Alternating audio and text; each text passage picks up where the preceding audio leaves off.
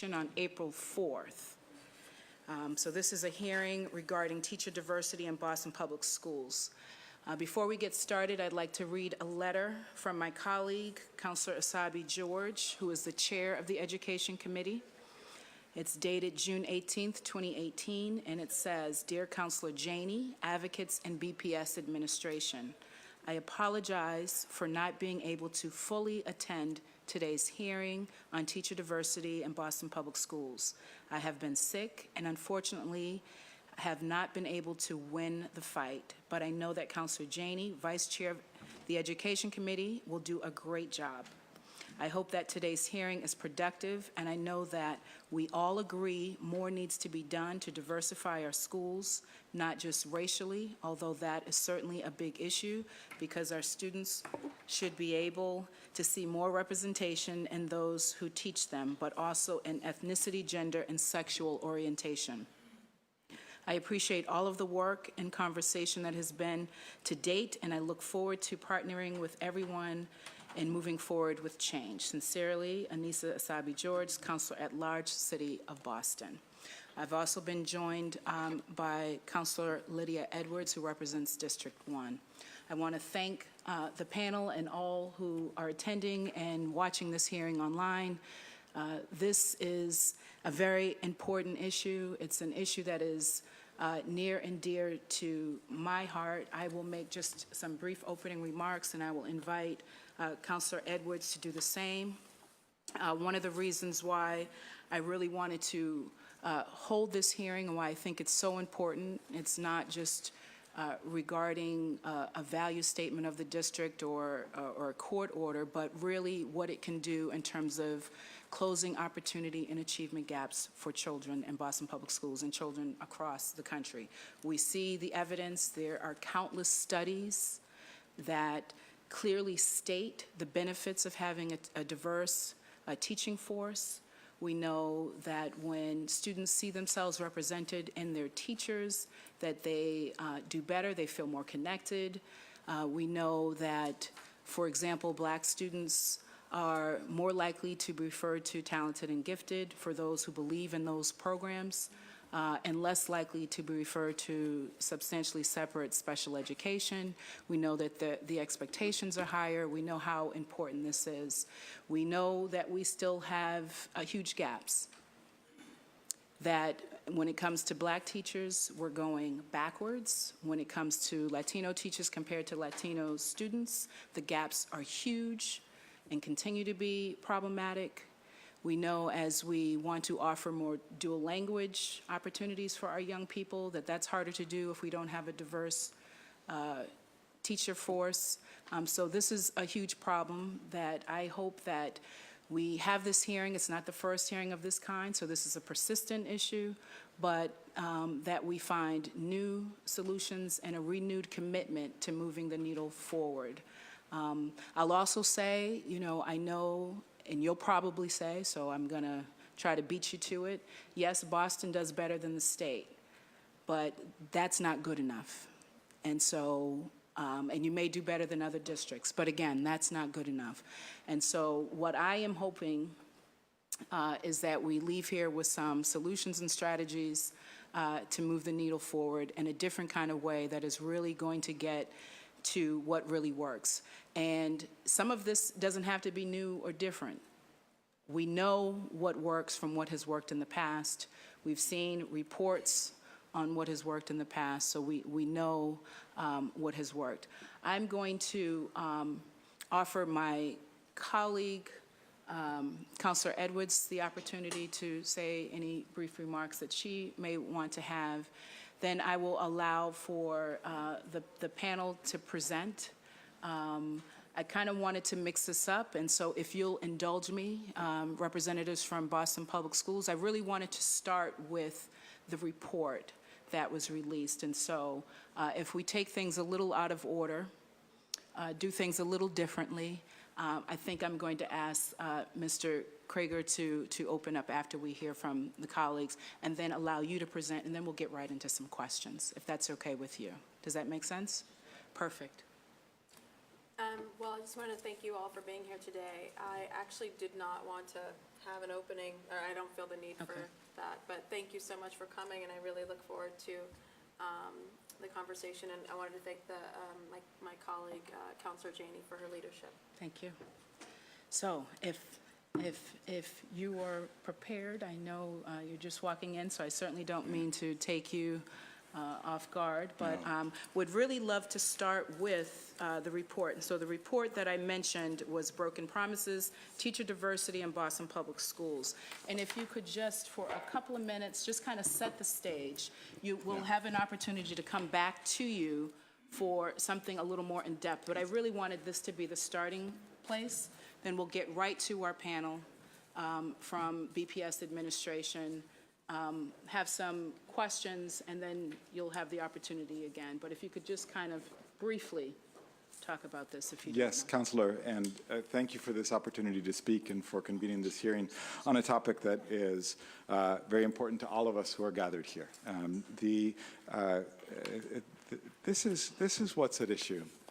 In 1994, 24 years ago, Boston entered the final judgment in its school desegregation order. Now, that's a long time ago, right? Kids who were born then have since graduated college and have probably gone on to wonderful things. Right? In that order, there was a requirement that Boston's teaching corps better reflect who we are as Boston.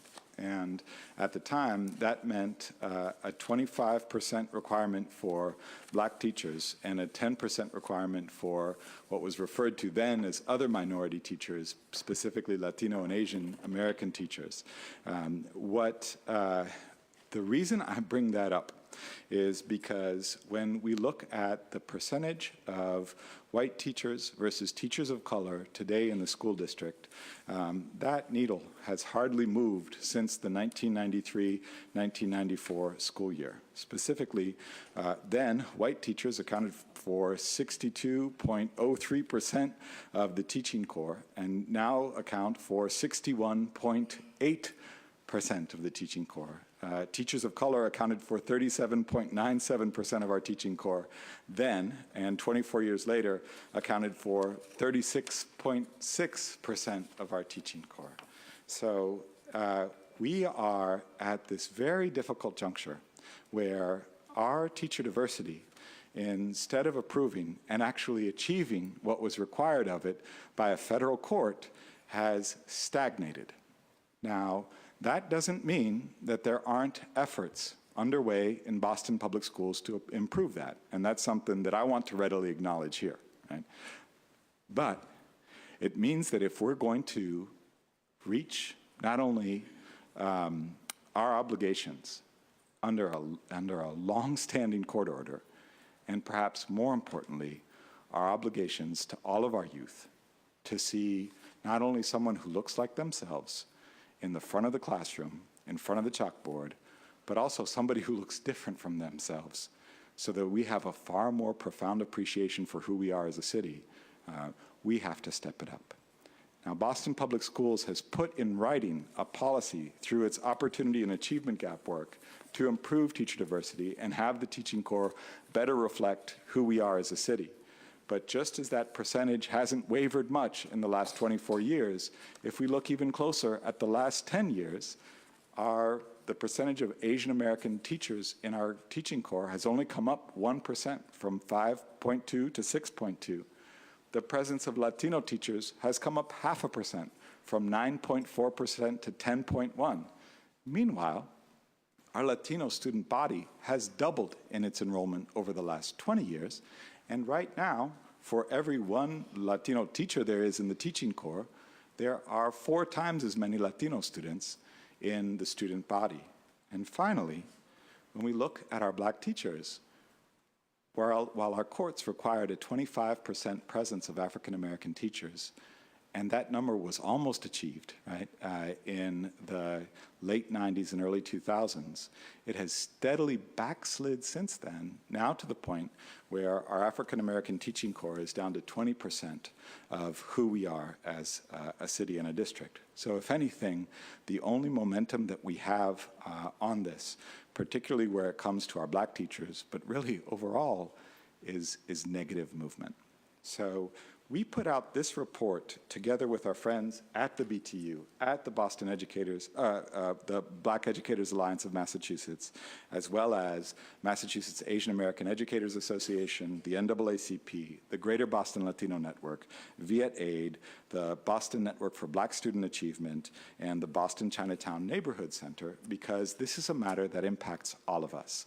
And it's something that in the 24 years since we had a court order signed on this, that the research has caught up with as well. We know today what our grandparents could have told us then, which is that if you're not used to seeing a teacher of your race in front of you in the classroom, that damages you, right? And put another way, when racial minority students see a teacher of their race in front of them, they are far less likely to be referred for special education. They are far more likely to be referred for gifted and talented programs. They are far less likely to be referred to the principal's office for a disciplinary issue. They are far more likely to report that they feel pushed, they feel challenged, and they feel motivated by that presence. In fact, just having one same-race teacher, if you are a Black or Latino student, by the time you're in third grade, reduces your risk of dropping out by as much as 33%, okay? So by as much as a third. And all of this is not rocket science. It's not as though there's something magical about the positive impact that our teachers of color have, right? Particularly on students of color. This is rooted in our troubled history as a country with race and the shared cultural norms that have developed through the past decades of enforced racial and ethnic segregation in our neighborhoods and in our schools, right? None of this is to say that there is no role for white teachers in our district, right? Students need to see teachers of all races in front of them, not just to have role models of their race, but to have role models and guideposts as we understand who we are as a society and as a people of teachers of all races. And all of our teachers need support, no matter who they are, in developing the culturally responsive practices that they need to serve the incredibly diverse classrooms that we have proudly here in Boston and in our Boston public schools. We put this report out with a focus on Boston, knowing full well that when we look around the Commonwealth, we see these problems everywhere, and we certainly see them in charter schools that serve Boston students as well. The reason that we put this report out and focused our attention here is because Boston is the largest district in our Commonwealth, and it is also the one that's under a court order that enables all of us to have an opportunity to do something about this and do something about this now. So in this document, after walking through the data that I described to you and the research that shows the importance of having a same-race teacher in your experience as a student, we also highlight a number of things that the district can do to improve upon its current teacher diversity. Some of this the district is already doing, but to move the needle and make this work for all of our students, it's going to take doing more and investing more to make that happen. And unless you have any questions specific to those recommendations at this point, I expect it'd be better to come back to the recommendations as we go forward. Yes, thank you so much. I want to acknowledge that we've been joined by Council President Andrea Campbell, and I thank you for reminding us all, and we know all too well that this is not an issue that Boston Public Schools is just dealing with, but other schools throughout the city, throughout the Commonwealth, but also other agencies. So I was here just last week sitting with my colleagues looking at Boston Police, looking at Boston Fire, looking at our EMS, So this is a challenge that we're all facing, and I think there's certainly a deep commitment from our standpoint on the council to tackle these tough issues. So with that said, I'd like to turn it over to our BPS panel for opening remarks, and we can start wherever you'd like to start, and we'll hear from all of you. I'm sure we'll all have many questions, and then we'll go to our second panel to hear more on some of those solutions and what other challenges they may want to bring. Does that make sense? It does make sense. Thank you, Councilor Janey. Thank you. Thank you, Councilor Campbell and Councilor Edwards. My name is Emily Calais-Kutzelbusch. I am the Assistant Superintendent of Human Capital. I am here with two colleagues who will introduce themselves in a minute, Saren Daly and Becky Schuster, as well as Dr. Colin Rose on my right, and a number of other staff members from the Office of Human Capital, the Office of Equity, and potentially other offices who have been instrumental in preparing the data for you today, and we'll bring them up as needed. Mr. Krieger, I did not disagree with one single thing you said, and I do hope that in our conversation afterward we can dig into some of the details, because that's really where these answers lie. We share the exact same goals as everybody in this room. That is exciting. That is not always the case in education, but I can say that with 100% confidence. And we're excited to talk through some of the data and the research that you just brought up. As we get into this, I'm pushing. So left for power first. Left for power.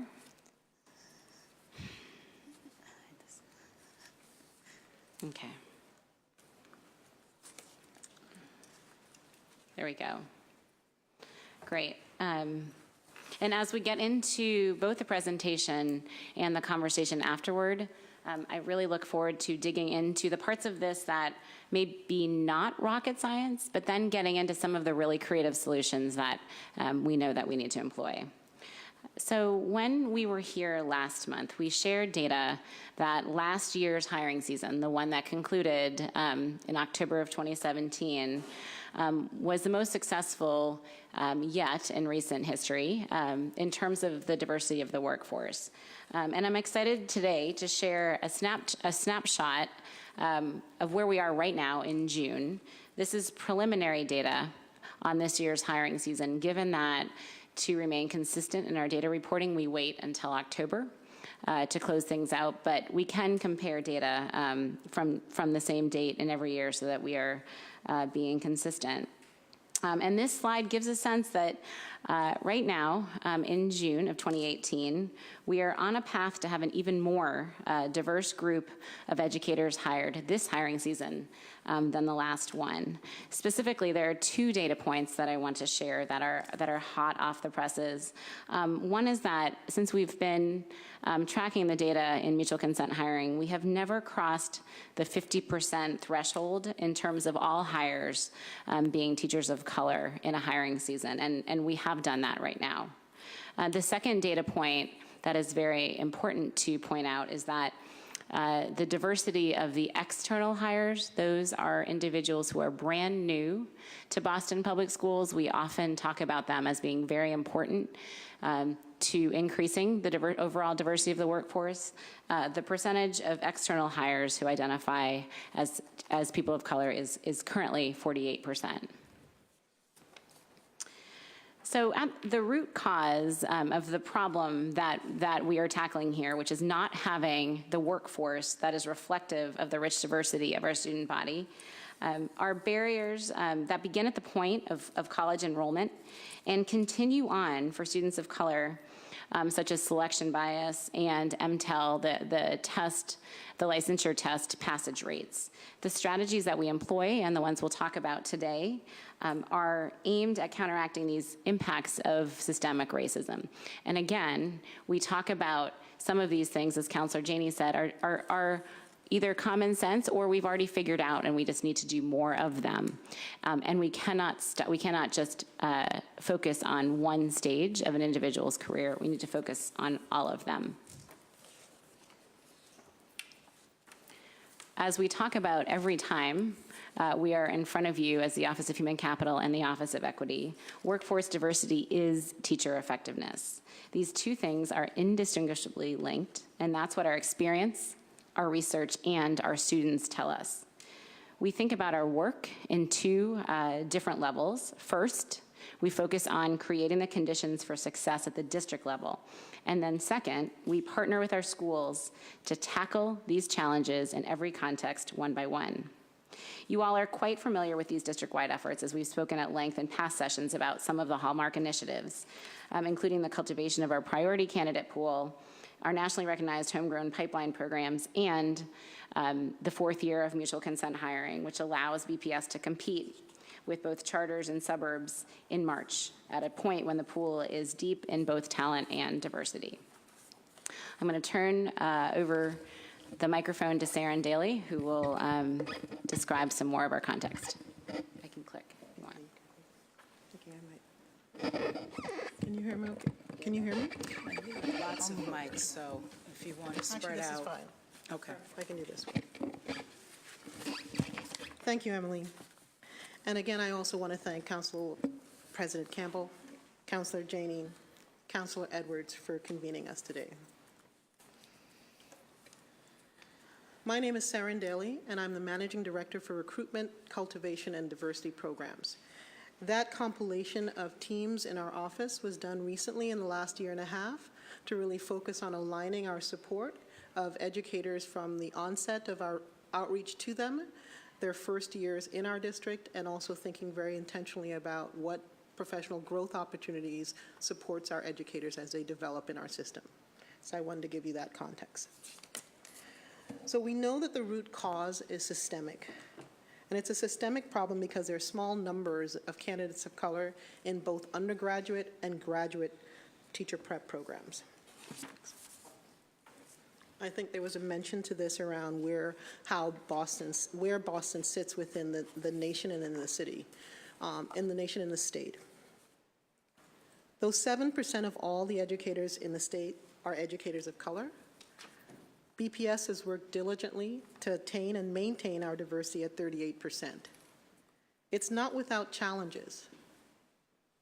Although BPS employs 6% of all educators for the entire state, we hire 49% of all Black educators for the state, 25% of all Latinx educators for the state, and 25% of all Asian educators for the state.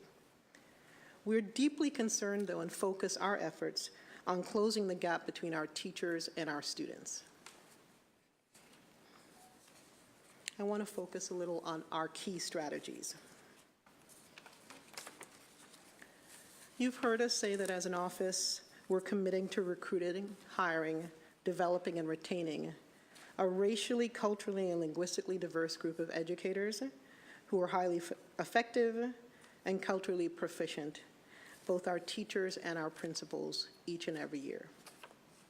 We continue to focus our efforts around three key levers: cultivate and recruit, hire early and deploy, develop and retain. These levers remain at the center of our strategy for accelerating our student learning. This year, as represented on this slide, is that we focused our efforts on presenting a new marketing campaign, simply making sure that our faces reflect all our teachers and in our actual classrooms. We make sure that all of our materials are translated in all our BPS languages and placed around our communities with the intention of recruiting and hiring educators that live in those communities. Through our Recruitment Fellows program, we draw on the internal talent to build the next generation of our BPS teachers. It's a group of 12 current teachers. They're very diverse in terms of age, racial and ethnic backgrounds, and experience and level. In addition to hosting large district-wide events designed specifically for racially diverse educators and/or for multilingual educators, we've initiated smaller community cultivation events and networking events across the region. So we've been in Chelsea and Everett, Cambridge and Somerville, and Lawrence, reaching out and connecting with educators or potential educators. We've held aspiring educator meetups, network lunches, lunch and learn events. Currently, we've met over 900 educators at all these events across Boston.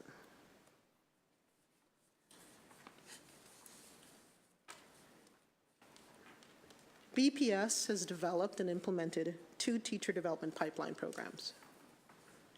Our accelerated community teacher program is a 12-month part-time program, ideal for future educators who need to continue working while they make their transition to teaching. Our Bps Teaching Fellowship is our newest program. We've recently selected our 2nd cohort. It's a fast track. Candidates complete their preliminary license, so they're licensed in the spring, and they participate in an intensive summer practicum, receiving over-the-shoulder coaching, before entering the classroom in the fall as a full-time teacher of record. During their first year, they also again receive individual coaching by our full-time instructional coaches, and these are members of my team. And at the successful conclusion, they will be receiving an initial license in ESL or special ed to accompany their current license. I'm going to pass it over to my colleague, Becky. Good afternoon. Good to see you, Counselor Janey and Counselor Edwards and Counselor Campbell. My name is Becky Schuster. I'm the Assistant Superintendent of Equity, and I'm going to be speaking now about the Diversity Focused Schools Initiative, which is the part of the district's efforts around hiring teachers of color that the Office of Equity is most intensively involved with. This is an initiative that we started 3 hiring seasons ago to focus in each year on approximately 20 schools where we see that meet 2 criteria. The first one is a low number of educators of color, particularly in relation to the student population. And the second criteria is enough openings, enough teacher openings, that we feel that this is a school that could make a jump during this hiring season, a significant shift in terms of the population of teachers of color at that school. The project starts each year with me making personal outreach to each school leader. So I have a personal conversation with each of them about why they were selected. I ask them about the particular barriers in their school because the barriers vary from school to school. And we tailor a plan for that school about how to achieve our goals around increasing the numbers of teachers of color there. Depending on what their particular challenges are, their openings, the demographics of their hiring pool, we offer a menu of supports in partnership with the Office of Human Capital. So we try to figure out what they need most. Sometimes it's as simple as they are so busy that it would really help them if we would generate lists of candidates of color for each opening they have. That kind of concrete assistance can make a big difference in our results. Sometimes it's more complex in terms of longer-term efforts to diversify their pool, for example. Every single school leader who's part of the Diversity Focused School cohort each year attends a training session where we teach them first about the why. And Counselor Janey and Mr. Krieger both described very well what we know in terms of the research about the value of teachers of color, particularly for students of color, but for all students. So the training starts with making sure they are familiar with that data. And then it goes into the nitty-gritty of how do we ensure that we remove bias from hiring, but we go even a step further, that we aggressively, innovatively pursue candidates of color for open positions. And the third piece of the training, which we actually just added this year for the first time, is focused on recruitment. So when you're successful, and we're finding that our diversity-focused schools are uniformly successful in moving the needle when they are part of this cohort, what are we going to do to keep those new teachers in the building, especially in schools where there may be a handful of teachers of color? What are we going to do to actively support them so that retention is also successful? We started an experiment last year that's modeled after the Posse Foundation, where we are looking at candidates from our pipeline programs and trying to place them in cohorts so that they have built-in peers, buddies, supporters as they enter into a school environment where they may be in the minority as teachers of color. We come back together with the full cohort of school leaders for diversity-focused schools at the end of the hiring season to debrief. What did we learn? What went well? What were our successes, expected or unexpected? What were our challenges? How could we be more effective next year? And we're finding that each year we're being more and more successful with turning the tide at our diversity-focused schools. And you can see on the right-hand side of the slide the success that we had during the last 2 hiring seasons. And based on the preliminary data that you saw today, we're going to see those numbers continue to climb. So our diversity-focused schools are a key part of how we're moving the needle district-wide. I want to highlight for you this next screen is our data dashboard. We have a state-of-the-art dashboard around how each school is doing in terms of hiring, how the diversity-focused schools are doing in terms of hiring as a group, and how the district is doing in terms of hiring. So on at least, well, it's updated every day, and on at least a weekly basis, our team comes together, the Office of Equity, the Office of Human Capital, and we dive deep into these numbers and we look for problem areas. So as recently as this morning, I was on the phone with one of our school leaders where we saw a number that we weren't as happy with as we would like around their initial hiring efforts, and I had a conversation with that school leader. What are we going to do to get things going in a better direction? So we are watching these numbers, particularly for the diversity-focused schools, but not exclusively. We're also looking for red flags, yellow flags at all of our schools. So just late last week, I had a conversation with a school leader at a school that is not part of the diversity-focused school group this year, but where we saw some concerning numbers, and I got on the phone with her and had an excellent conversation about how to move things forward and what supports are available to her. So that gives you a sense of how we're monitoring things day in and day out, so that that equity check is a weekly check from the start of the hiring season to the end. I'm now going to pass it back to Saren Daly, who's going to speak about our efforts to support our teachers to become certified. Thank you, Becky. We recognize the challenge faced by our future and current educators, and it's in passing the MTELs. And we've spent this year redesigning our entire program. As a district, we have offered for years an MTEL prep support and coaching initiative, and this year we've actually redesigned. And what we've seen is that with our preliminary results, we've seen some really promising results. And what's most noted for us is the pass rate for our educators of color.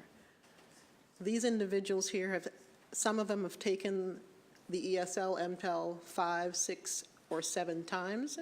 Having gone through our process this year, they were able to be successful in their next time. So this is one area that we're looking to grow. All of our efforts to recruit highly effective and racially, culturally, and linguistically diverse teachers and educators and school leaders are futile if we do not focus on retention. Our efforts have to be robust, and it needs to then also think about the individual at the point of entry and as they develop in our district. We continue to provide professional growth opportunities for current educators of color in our district. In addition to hosting our monthly gathering for Alana educators, our Asian, Latino, and Native American educators, we have supported leadership development and professional growth by hosting both the BPS Male Educators of Color Executive Coaching Program and the BPS Women's Educators of Color Executive Coaching Program.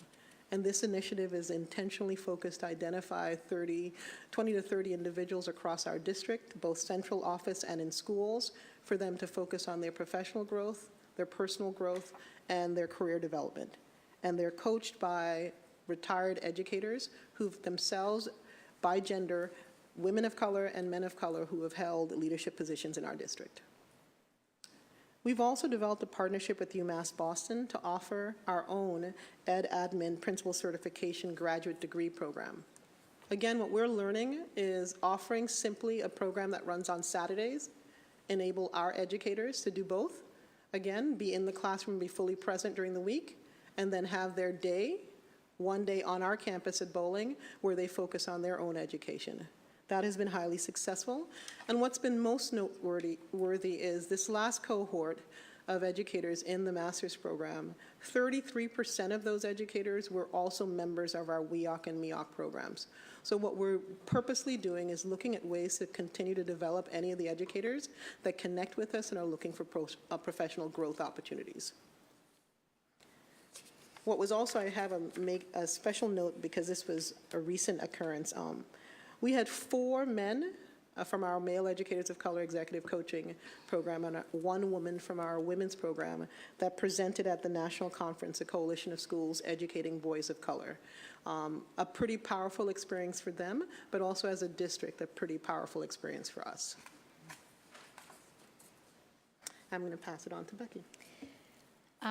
We are engaged in rigorous efforts in the Boston Public Schools to achieve racial equity more broadly. And those efforts, we hope, will be part of removing barriers to selecting teachers of color and placing them in schools. And we hope it is going to be part, has been part, and will continue to be part of creating an environment where those teachers stay long-term and flourish.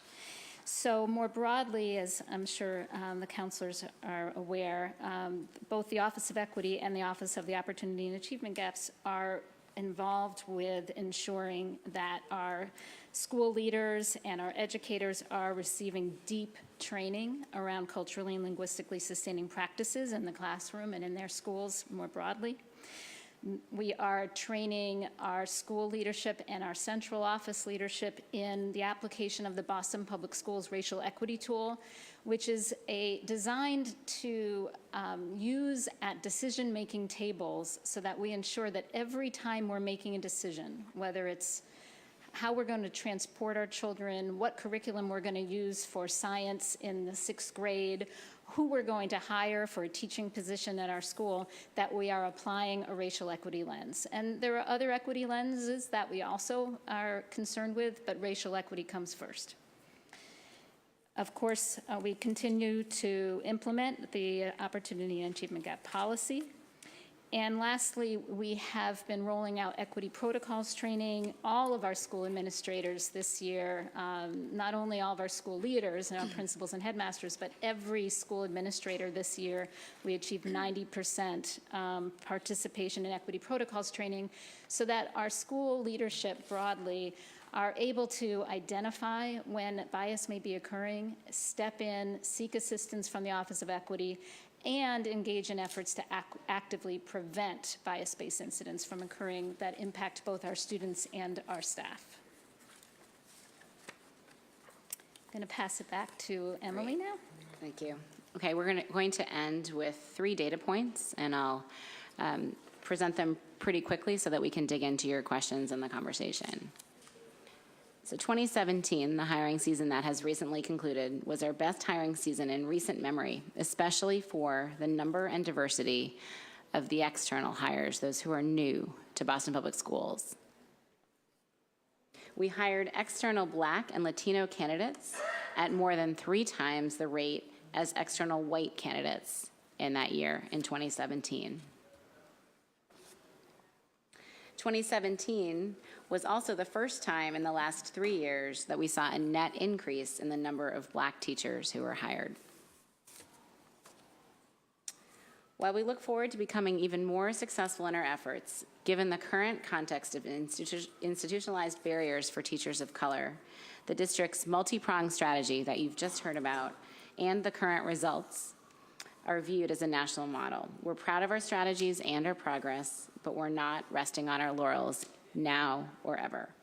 We look forward to digging into any data or any conversation or any questions that you all have. Thank you very much. Thank you so much, Emily. Thank you for the entire panel.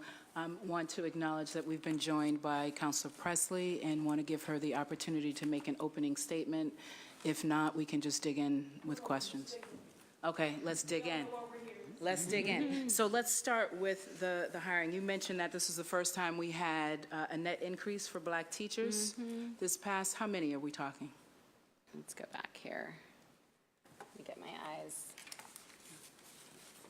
If it's okay, Counselor Janey, I'm also going to invite our Director of Data, John Barrows, to come down as we have questions, and he can dig into it with us. So I'm looking at slide 22, and the specific numbers. Here, John, I'm going to have you come in. I'm going to have you answer our numbers questions, if you don't mind. Sure thing. So the specific question you heard. So in 2017, we had 966 Black educators, teachers, compared to 922 the prior year. What was so the it was a number net again? increase of 44. Thank you. Did we see an increase with other categories or just Black? Yes, we did. We saw a net increase of 20 teachers for Latino and a net decrease of 5 Asian teachers.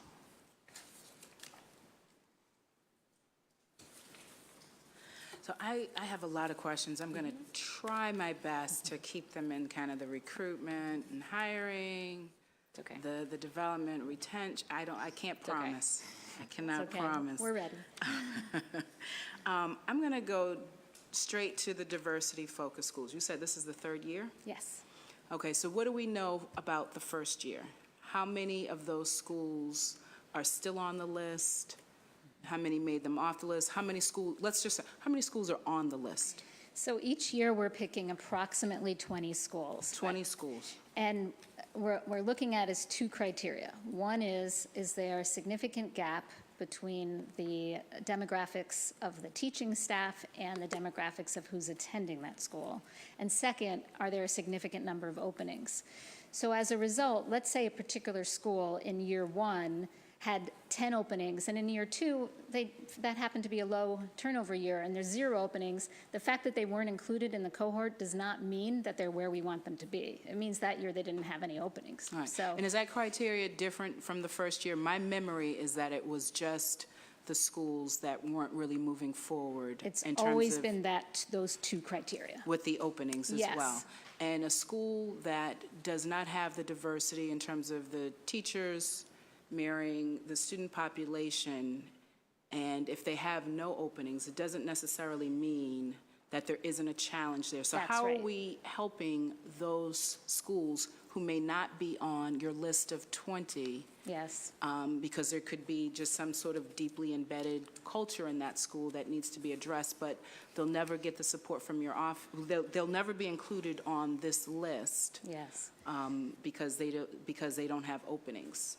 Yes. So how are you getting when at there's those no schools? openings, obviously, or sometimes there's 1 or 2 and they are so highly specialized that we don't feel that's the right place for us to focus our resources. So when that's the case, it means that we need to be shifting that school around racial equity and culturally and linguistically sustaining practices in other ways. That hiring is not going to be the key way to shift that school culture that particular year, because the opportunity simply isn't there. So, Can I just ask a yeah, of clarifying course. question? And so is there a list of schools that fit that category somewhere yes. that are being supported, even if they don't have openings? Is that what I'm understanding you to say? Okay, I'm sorry, I misunderstood the first half of your question. Yes, so there are diversity-focused schools, which are roughly 20 each year, and then there's the rest of the schools, right? So the other 130 schools. The ones that are not, did I just say the wrong number? It's 100, it's okay. 100. Thank you, 100 other schools. So for those 100 other schools, if they have any openings, we are still monitoring how they're doing around hiring, and we're interceding. But we're not doing that deep daily level of support because we are focusing our efforts where they're going to make the biggest difference in results. However, there are lots of efforts in that slide where I talked about the district-wide efforts around racial equity. That work is for every school. So every school is engaged in equity protocols training. Every school is engaged in culturally and linguistically sustaining practice training. Every school is doing the work of racial equity and applying racial equity to their decision-making. And their parent engagement and other aspects of their school culture. So there's a lot of deep work being done on that. Yeah. And I would suggest that every school could and should be doing that and could benefit Absolutely. from that. I would also suggest that there are some schools who maybe need it a little bit more than others. And so what I'm trying to understand is there a list of schools separate from these schools who are getting some sort of support, even if they don't have openings? But Yeah, let me move on, because Sure. I know other people are here and have questions. How many schools, so you have the list of 20. Can you share that with us? We The can. list of 20 schools? Yes. On that list, how many have been repeat, I don't want to use the word offenders, but how many people have been on the list more than 1 year? I don't know that by heart, but I'm sure we can share that data with you. And so are there schools that have been on the list? There are Yes. schools that have been on the list, and sometimes, it comes down to not necessarily that they are quote-unquote the worst offenders. It may be that they have higher turnover for a wide variety of reasons, including, for example, if it's a turnaround school, you're going to see a lot more hiring going on, so there's a big opportunity there. So there's a variety of reasons why a school might land on the list more frequently than other schools. That isn't necessarily because they have the biggest gap in terms of hiring. So if we look at the other end of the spectrum, do we have a list of schools who kind of have the best practices and are doing well? And are they Yes. being utilized to then kind of coach and mentor other schools or not? Do you have a list of the 20 best? Yes, so I know as part of the data request that you made, Counselor Janey, that was one of the questions that was asked on the list, and I know we're going to be providing you with the data that you requested at the close of the hearing. That would be helpful. That would be helpful. What about, this is a question for you, Emily, a very familiar question. What about benchmarks? How are you doing in moving the needle around who's hired by when? Yeah. For each year? Are we seeing improvements from year to year or not? What are the trends there? Yeah, so our annual goal is to have 80% of the March 1 positions hired by June 1. And when I was here last month, I think you pushed me and us to go even faster than that. And in reality, in order to meet that goal, candidates have been identified in early May, and kind of the back end work is being done. We were faster than we were last year. I think we were close to 80%. What was our actual number? Yeah, June I 1? believe we were at 76% this past year. 76%. And as you know, the reason that we push for that benchmark is because teachers hired before June 1st tend to be more diverse and to be more effective. No, and I can appreciate that. And I guess just to clarify, I understand that you have your end goal, but I guess I'm interested in understanding how many teachers do you hope to have hired by, so if you start March 1st, Yep. how many do you hope to have hired by April 1st, by May 1st? Do you have those kinds of benchmarks throughout? Yeah, we The do hiring backwards. process? We backwards map from that June 1 date, and John and his data partner are instrumental in that monitoring. We have human capital managers who work with each group of schools, and they are the ones who get that data, and much like we do for the diversity-focused schools, they're on top of which openings schools have. They can see which schools are behind, give extra support there, specifically reaching out about hard-to-staff positions. And I guess why I asked that question is because I'm hoping that you would see improvements each year. Yeah. So, April 1st, 5 years ago, would look very different from April 1st of this year. At least that's Yeah. my hope, and that's the whole point of having the benchmark, so that you can look and see how we're doing and can compare that and continue to work toward the goal of hiring earlier. Right. We've actually spent a lot of time trying to decide. Actually, we met the 80% threshold in the first couple of years, and we even considered dropping that as a goal, and we talked about moving it up. We have hit on that date, June 1st, because it corresponds to when potential teachers or current teachers are on the job market and are really actively looking. So as much as we want to push people to go earlier and faster, we feel like if you're done by June 1st, you're in a good spot, and actually pushing people to hire even earlier might not yield better results in terms of diversity and effectiveness. So right now, that's kind of our sweet spot. Yeah, and you mentioned earlier that there's an increase in the net number of teachers. I think it was you, John. Black teachers and Latino teachers, 44 for Black. Correct. 20 for Latino. Correct. So why was that? Why do you think that was? It was a combination of things. First and foremost, we saw that our hires, particularly our external hires, were more diverse last year than in prior years, and that's And were those mostly external hires? Across the board, the percentages were higher, but particularly for external hires, the numbers were much higher than they had been in prior years. The other thing that was a significant contributor was that last year we saw the lowest attrition for educators of color in the last 4 years. So it was a combination of losing fewer Black educators in particular and hiring more. And what has been the trend in terms of attrition? Attrition's a tough one to really nail down. It varies significantly from year to year. And I ask yeah. because we know that there are a lot of teachers, Yep. Black teachers in Yep. particular, that are in the district who have been retiring. We're seeing it all across the board with our police officers, et cetera. So we know that a lot of folks were hired 25, 30 years ago, or Yep. whatever, 30 years ago, I guess it was, who are now at retirement age, and we're losing those teachers fast. We are, yeah. So have we already kind of gone through that peak? Are No. things starting to, okay. No, we will continue to see disproportionate attrition of Black educators for probably the next 5 to 10 years. And so how many teachers do we need to hire then on the front end to make up for that we're losing so many teachers through retirement or attrition? We need to continue I'm looking the for like kind a of number. progress that, well, it's difficult to predict because we don't know typically until the end of the summer how many educators will be retiring that year. Right, but we can do an estimate based on age and number of years of service, right? So we can, even if we're off by a little bit, there's going to be a small, I would assume, margin of error.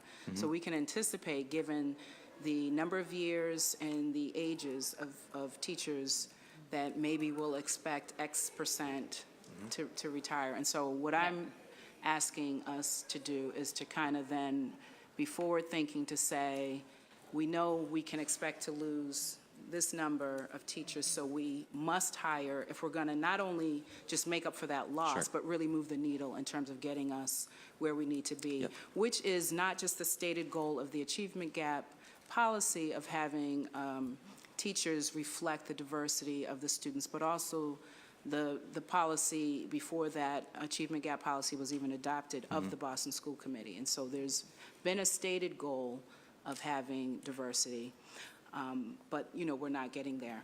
Yep. So I can give you some of those numbers if you'd like.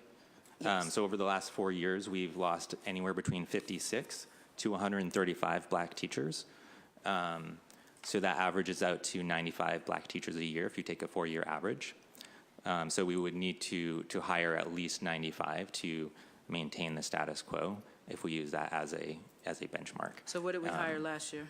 Last year we had 74 new to district teachers, but that doesn't account for individuals who may be within the district but transition to a teaching role. For example, a paraprofessional who moves into a teaching role or a 74 substitute. last year. What about the year before? The year before was 56 new to district. So we've got work to do. Would you agree? Yeah. We do. Some of our pipeline programs take, for example, the high school to teacher program has a 7-year kind of incubation period, and that will start to pay off in future years. And one reason we have so many different pipelines is because even though the number seems relatively small in each of them, when we add them together, the plan is that those individuals are ready for teaching positions in the future. I'm going to take just a couple of questions on the pipeline Sure. since you brought it up, Yep. but I want to make sure I get to my other colleagues because I could sit here and do this all day. So since you brought up the pipeline program, if you could take me through, do you want to ask some questions? Because I can yield. Okay, thank you so much for being here. So last set of questions because I know my colleagues have other things and I want to make sure we get to the second panel as well. So there are 3 programs that you highlighted. One was the fellowship, one was the ACTT, and the other one was the high school students, yes? Yeah, our high school teacher program. We also have a new partnership with City Air, Yes. and that has, I think, is going to come on to be probably a both and, because it both supports our high school students as they continue through high school and into college, and then also taps into the national network of city or core members who want to be educators. So that will have a turnaround into our district in 2 years. So I'm interested for each of these, and I'll just ask a bunch of questions so you can answer it once, and then we can move on to my colleagues who I'm sure have questions. I'm interested in the breakdown by race, ethnicity, and language for each of those programs, and I'm interested in understanding that over a period of time. So I know with the fellowship, you said you just finished recruitment for your second class, Yeah. so you've got some data there. With ACTT, I know that's been around for a while. Then I also want to understand the yield. So we're starting with, let's say, a cohort of 100 folks. The diversity is X, Y, and Z. And then by the time folks graduate from that program and perhaps enter into Boston Public Schools, which is the goal, how many is that? Yeah, I think that the slide that we have up gives What you a page nice is that, framework. please? It is slide, I think it's at 11, I can't read it. I will tell you. It's number 13. Okay.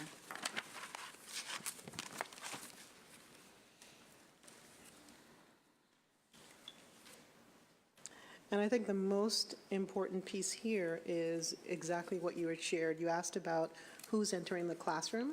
So this gives you, we've decided to provide you with all cohorts. So this is the entire cohort number. The ethnic and racial diversity, particularly around African American and Latinos, are framed here. And we're seeing three things that are happening. One, individuals are either hired into our district as teachers.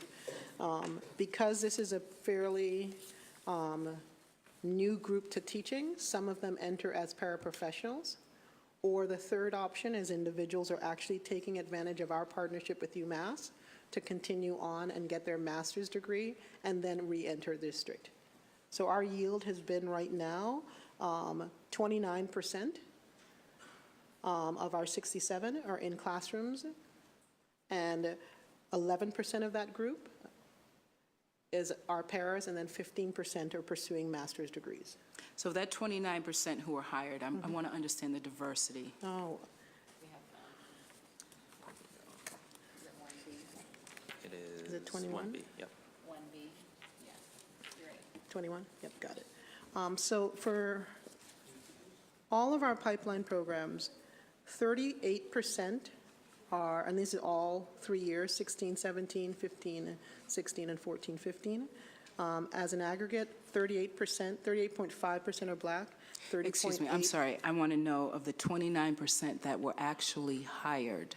26. So not the enrollment of the actual pipeline This is program, which I hires. think is important. Is this the folks who This is- actually were hired? This is higher data. Okay. So 38, 10 of them are black educators, 8 were Latina educators, 6 white. No Asians were hired at this year, and 2 declined to identify. So that's 24? 26. Oh, 2 people declined. I'm sorry. So 24 teachers. 26. 26, I'm sorry, 2 That's okay. declined. I'm sorry. I'll have some follow-up questions. I do want to be mindful that I have other colleagues here. And what you should know is these were definitely part of your questions, so all that is in data that you get. Okay, thank you, I appreciate that. You're welcome. Counselor Campbell.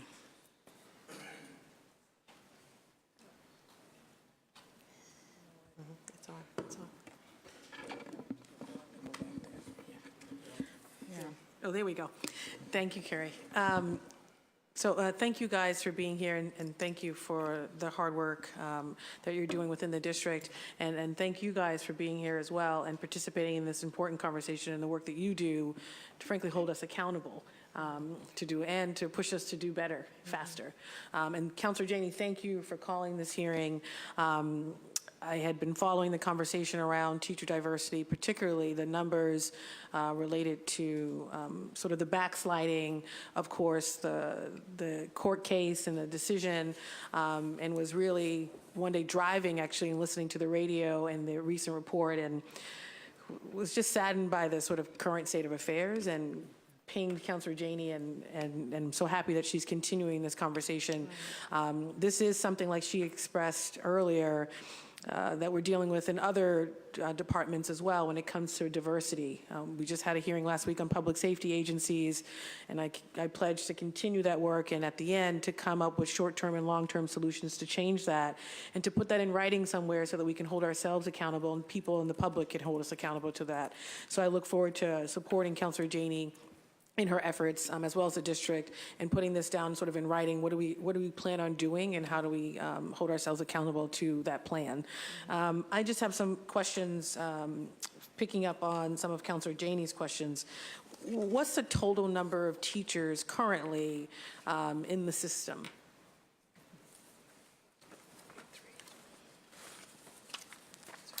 Uh, 4,656. 4,656.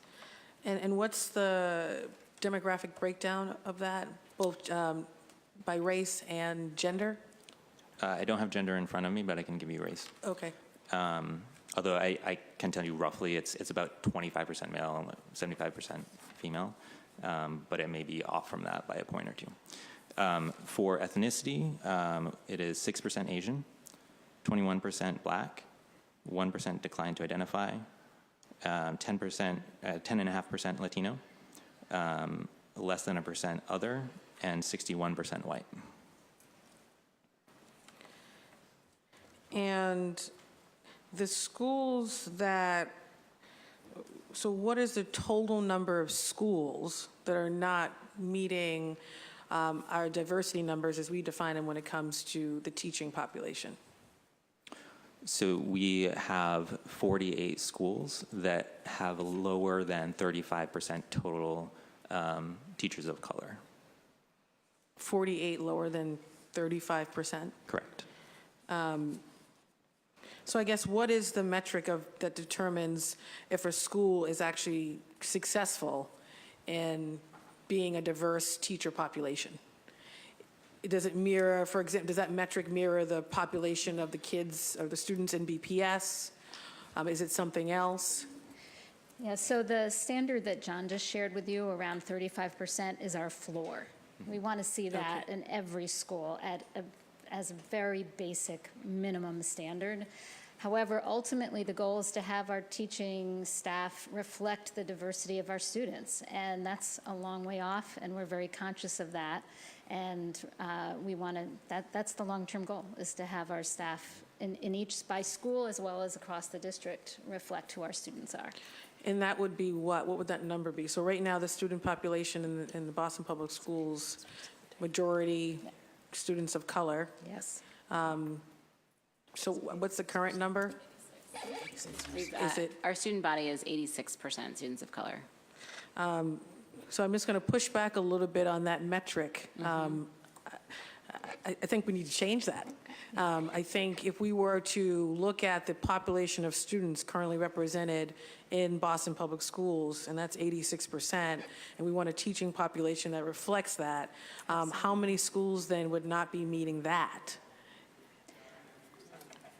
I don't know that we have a single school in the district that could match the number, the proportion of students of color in our district. And I only ask that because that then paints the picture of what the scope of the problem is. Absolutely. And then, of course, I think the extension of that is it creates, if it hasn't already, a sense of urgency that we need to do something fast.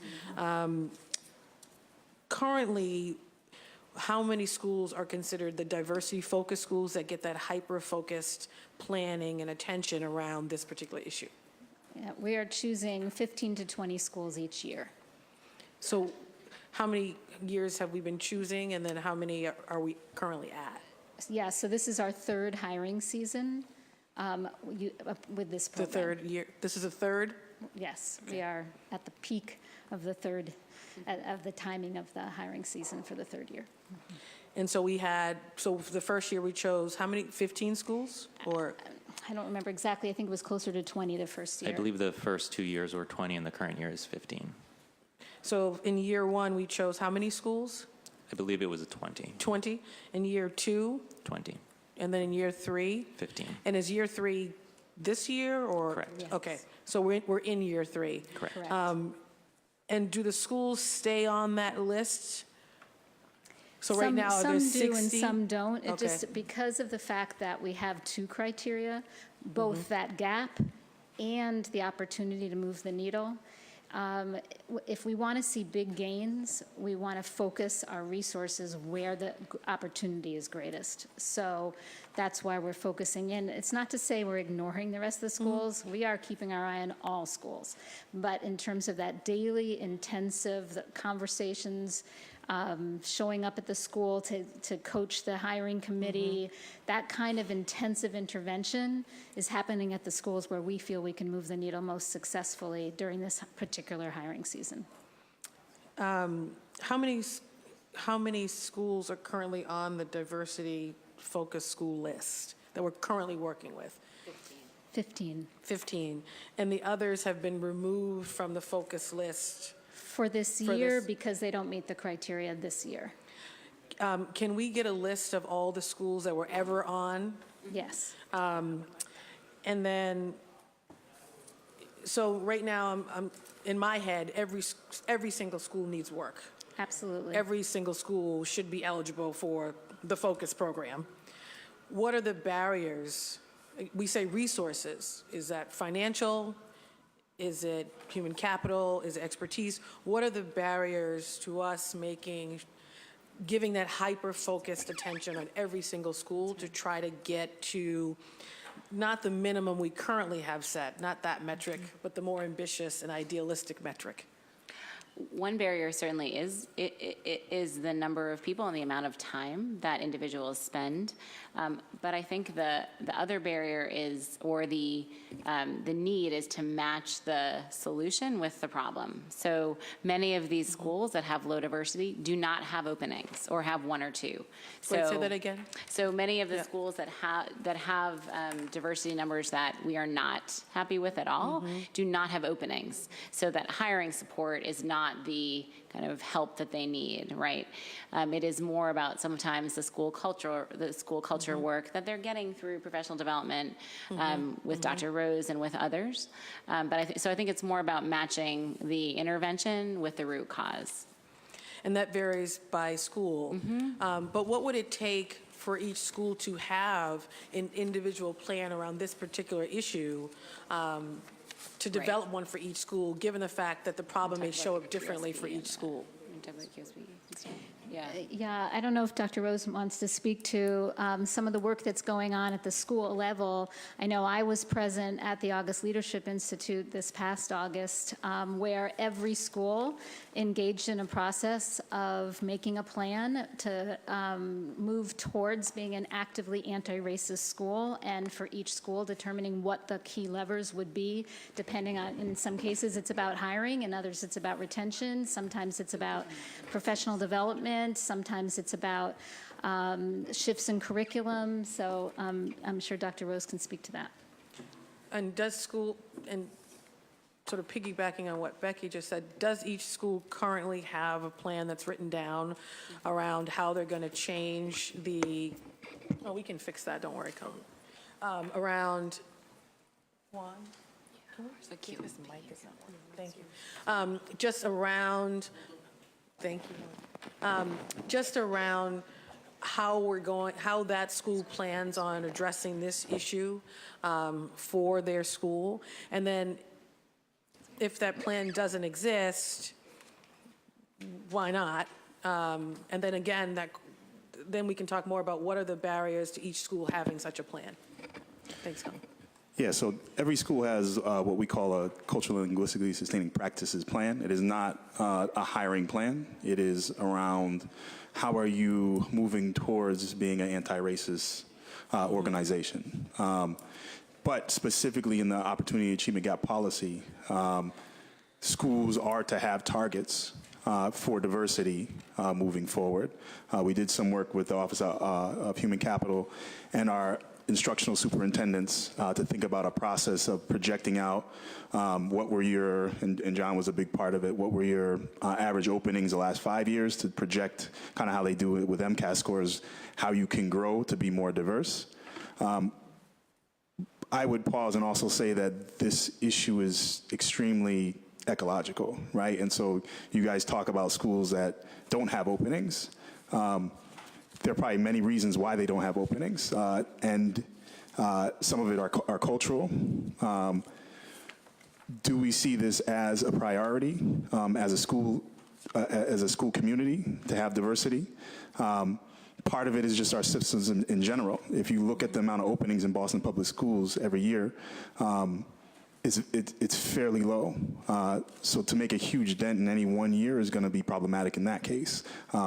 I've seen numbers upwards of, 97, 98% of our teachers are judge proficient, which means that a lot of the movement is by choice or not out of our district. And so teachers aren't being moved out of buildings necessarily. And I think that's a larger conversation we need to have as a district. But where my office comes in is really thinking about the importance not only of diversity within the schools, but also because we balk at the thought that just because there's a brown face or a black face in front of children that racist paradigms are still not being pushed down to our children. And so it's not an either or, but we really need to be thinking about both the practices and the diversity at our schools. But it is an issue that I think touches outside of OHC's control. It is a citywide issue. It is an issue with our graduate schools of education. It is an issue with all the practices in BPS. And again, if you have a stagnant workforce, it's going to be very difficult to quickly increase the diversity. I want to be respectful. I can come back around. I just have two more that are sort of follow-up. One is more of a comment, I guess, is I think it is important to have a plan for each school in some way that is written that we can see, and that is sort of tailored, I guess, based on what is showing up currently at that school, and including sort of accountability metrics and benchmarks. And maybe this is a question for the second panel at some point too, which is if we're trying to diversify our teacher population, and we have teachers who are doing well, but who are not diverse in the terms that we are using today, right, in terms of race, even gender, but also particularly race. What does that mean? How does that inform the solutions, either offered by you or others? I would love to hear more about that, and so I will wait more for the second panel to hear about that. And then lastly, I would love to know, and maybe we don't know this off the top of our head, which school is doing really well in this. Counselor Janey talked about this. What are the 20 best schools? But based on what we just talked about, all of them need work. But what is the school that is really doing really well? I'd love to know which school that is. Yeah. To the first question, it is part of the policy. Every school has targets moving forward and thus needs strategies to hit those targets. And I can wait for the next round. Okay. Thank you. Yeah, and the answer to your second question is in the data we're going to provide at the end of the session. That was part of Counselor Janey's data request, was to know about the schools that are doing the best, and that information will be there. Do we know the school that... Number one, well, it depends on how you measure. I believe, if I remember correctly, the way Counselor Janey's request was worded was in terms of the schools that are doing the best by Black teachers, by Latino teachers, and by Asian teachers. So, The smallest gap. Right. Yeah, that's Yep. right. Yeah. You all set? Well, I'd love to know that school. Well, I can tell you right now, so measuring the school with the smallest representation gap between Black students and teachers is the East Boston EEC. The school with the smallest representation gap between Latino students and teachers is Dorchester Academy. And the school with the smallest representation gap between Asian students and teachers is Another Course to College. And what we've provided here are, I think, probably about 20 or so, 15 or 20 schools in each category. So you can see, we do learn from bright spots. Those are the leaders who we can turn to and talk about what are you doing in all of these areas, in hiring and in retaining and in other practices. I look forward to reviewing that. And lastly, I know that Matt was referencing a report. If you could send that to Juan or, This report right here. okay, for other counselors, thank you. Right. Thank you. Thank you, Counselor Campbell. We've also been joined by Counselor Flynn. And right now, I want to turn it over to Counselor Presley. Thank you. To make up this order, Vice Chair of the Education Committee, December City Councilor Kim Cheney. Thank you for your leadership. I've been on council now for 8 years, and prior to council joining this body, where she was very supportive of these efforts through her work with Strategies for Children. So it's really a full circle moment now to have her here at the main table. And of course, I've worked with many of you in partnership with Counselor Jackson. We held many hearings on this topic, and then prior to Counselor Jackson, Counselor Yancey and Counselor Turner, we were supportive of those efforts. And so, you know, on one hand, I appreciate that there continues to be, you know, we're holding each other accountable, and we continue to be vigilant in shining a spotlight, which we're hoping is ultimately moving the needle. On the other hand, it's incredibly frustrating that we continue to have to come together in such a way. And what I'm particularly perplexed by is that we were doing better at meeting these numbers under constitutional order when we had less diversity in the city of Boston. And so now we are more diverse than we've ever been before. And so I just want to say that, you know, I appreciate your efforts and what you do every day. Please do continue to consider us as partners in this. We are not here to point fingers of blame, but really to hold each other collectively accountable and to continue to be vigilant in this space.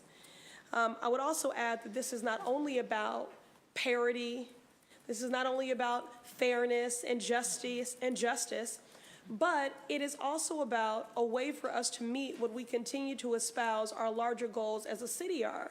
And I'm not just talking about diversity and inclusion, I'm talking about economic inequality, the wealth and wage gap. So parity in these positions and an equality of opportunity to compete for them and to be placed in them and to keep them is about meeting our larger goals as a city to address economic inequality, the wealth and wage gap. So as I said, we've been doing this work for a long time, and there are people who came before us doing this work, not just who sat in this chamber. So I do want to thank Black Educators Alliance of Massachusetts, thank them for their advocacy, and many of them for their participation in the working groups that took place for well over a year. I want to thank the BTU as well, you know, who's been a partner in this. And so I'll begin there. I know we have produced reports out of that working session. And so I just want to know, based on the diversity working group and also the many thoughtful recommendations that the Black Educators Alliance of Massachusetts have put forward, given their own lived experiences and best practices, have we implemented any of their best strategies and recommendations to get at the heart of the problem? I apologize. I was distracted. Could you just repeat the last question, Counselor? In my recall could be fuzzy, but my recollection is that Black Educators Alliance of Massachusetts has put forward formal recommendations and best practices and strategies to get at this from their own lived experiences, as well as the diversity working group, which I co-chaired with Counselor Jackson. So I just wanted to know if any of those recommendations from either BEAM or the working group have been implemented. Yes. So the three offices represented at this table, the Office of the Opportunity Achievement Gap, the Office of Human Capital, and the Office of Equity, have carefully reviewed those recommendations that we've received in the past from BEAM. We've reviewed Broken Promises report that Mr. Krieger read from earlier. We've reviewed more recent recommendations that have brought to our attention, and we look forward to digging into those more. And I would say that we've tried to sort them into which strategies, some of the suggested strategies are already in place. Okay. We've already implemented them. Some of them we feel less, the suggestion may be isn't taking into account the full picture that we have from our vantage point inside the district, and we feel what we're doing is as effective or more effective. And in a few cases, we want to figure out if we can find the resources to make those next steps. But I would say most of the recommendations are either implemented or we feel what we're doing is actually even more effective than the request that's been made. Okay, so on the point of resource, and just picking up, Councilor Campbell was raising this as well, you know, we are in budget right now, so we want to be as granular and as specific as we can be, because again, we want you to consider us to be partners in this. And so when we offer something as a values mandate, and then, you know, we want to make sure that it's not an unfunded one. So do you all have the staffing and the resources that you need?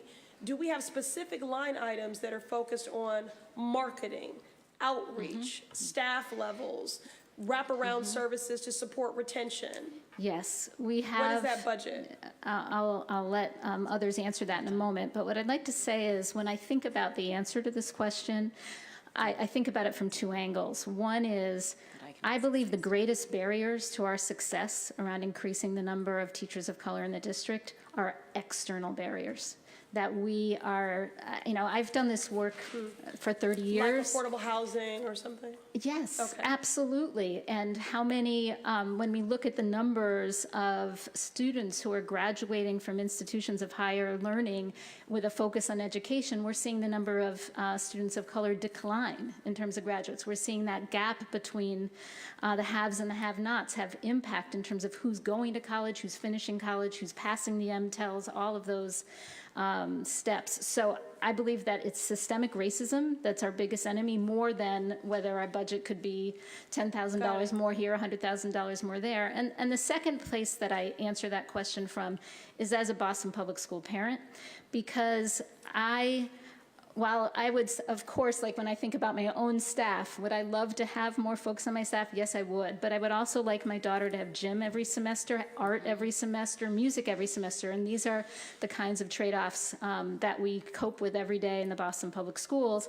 And I would love to see the pie increase. And I was really devastated today to see the decision of our Massachusetts Supreme Judicial Court, and hope that we will find another way to increase our revenues for education. But that's, to me, where the real power would be to see an overall increase for the districts in this Commonwealth that are struggling every day to meet the basic needs of their students. Just picking up on that, so thank you, and I agree with all of that. I did want to ask, could you speak to, from a competitive wage standpoint, as we're thinking, contextualizing this around cost of living, the average student graduating with $30,000 in student loan debt? I'm seeing some creative models locally, like Fidelity will now invest $10,000 in mitigating student loan debt for their employees. You know, so we need to see more of that, because that's informing people's decisions. Sure. But could you just tell me what is the average salary of a teacher? And then also I want to know, what are your most common feeders when you talk about post-secondary? So what are those schools, so that we could strengthen those? And then if you could even speak to what have been the most consistent feeders on the high school level. Yep. Do you want to do? Maybe while they're looking for that data, I'll just share with you that Massachusetts educator preparation programs, both traditional and alternative programs, their enrollment has declined by 17% in terms of students of color from 2012 to 2016. So that's the kind of setting that we are struggling in, is that the general feeders are failing us. And I really appreciate you pointing our attention at the institutions of higher learning, because I think we need to compel them to be much, much more rigorous in the same ways that the district is being rigorous at addressing this issue. Yeah, in terms of teacher salaries, this is something that my colleague Jessica Tang and I talk a lot about, sometimes across the negotiating table. We both agree that there's no better way to spend your money than in rewarding excellent teaching, and we are proud that we have relatively high teacher salaries. I believe the average is over $92,000. I'm not sure if you have the number. I don't have it right in my head. But that is something that we are proud of and want to invest in. Can you repeat that? Well, for the She record, said 92? 92 is in my head. I did not bring it with me. I'm happy to furnish it for you. Okay.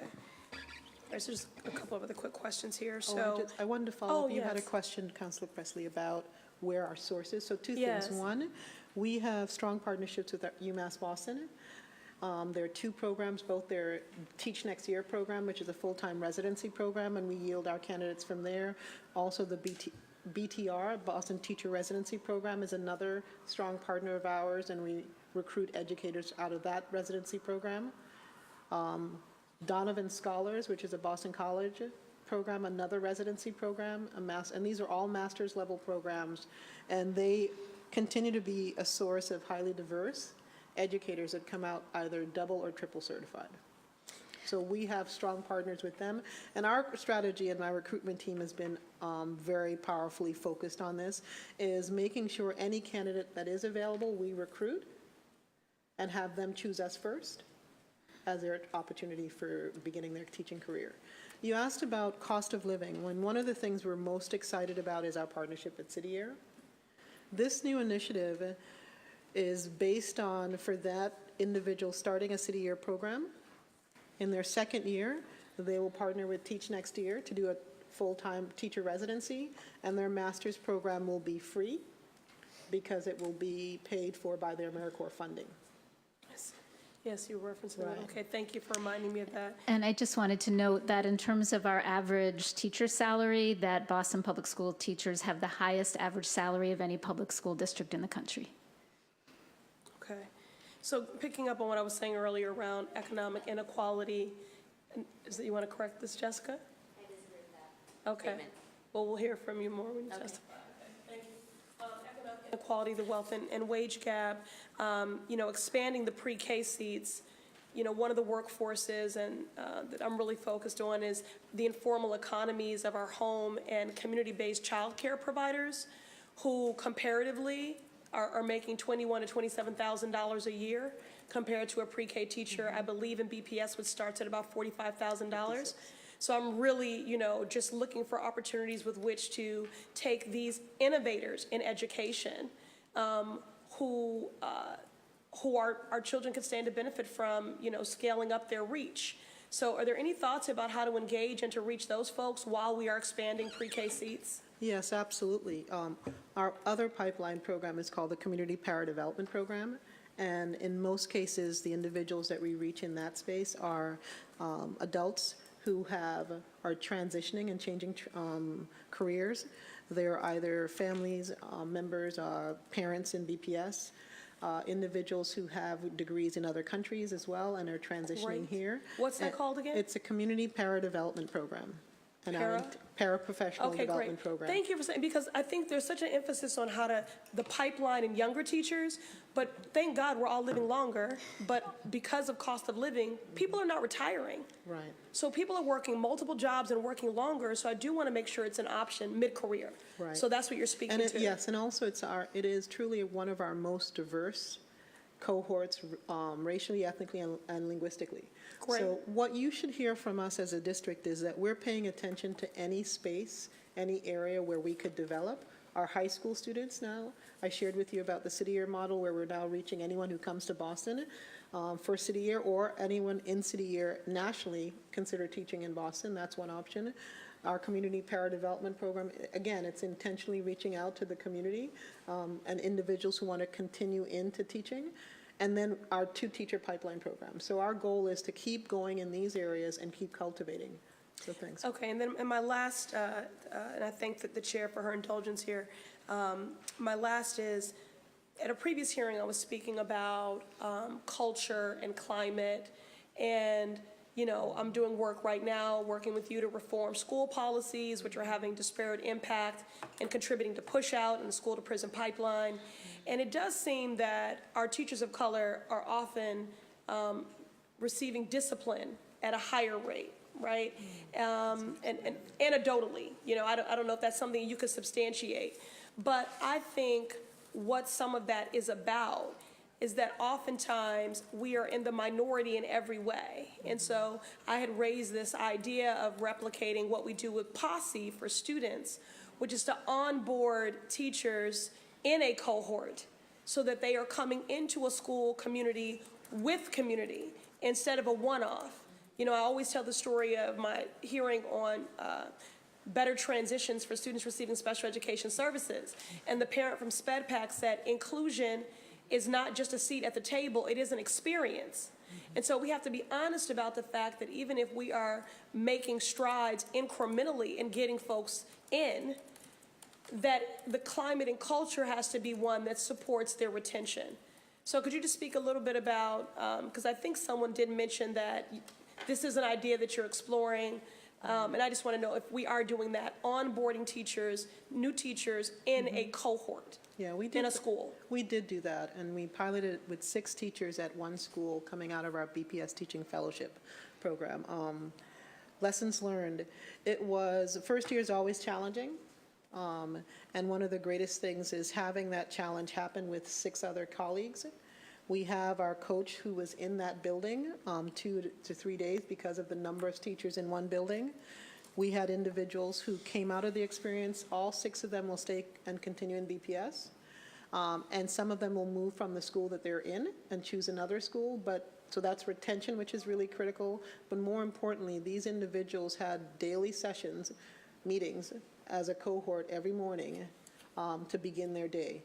So there is a value to have, even though they're new teachers, they didn't feel new by themselves. There was a group of 5 others of you in the space, and that I think is really important for growth and development, and sustainability and retention. So, yeah. And so what are the plans for that? So how can we, scale that up and increase the? Our plan is to continue to work with school leaders and with pipeline and partner program candidates to look at coming together, either being hired together or once you're in the building, because that you can't control, making sure we create the network once they're there. Okay, very good. Thank you so much. You're welcome. Thank you, Madam Chair. Thank you, Counselor. Counselor Flynn? Thank you, Counselor Janey, for sponsoring this hearing. It is important to me that we work to hire teachers that can accurately reflect our city's diverse community.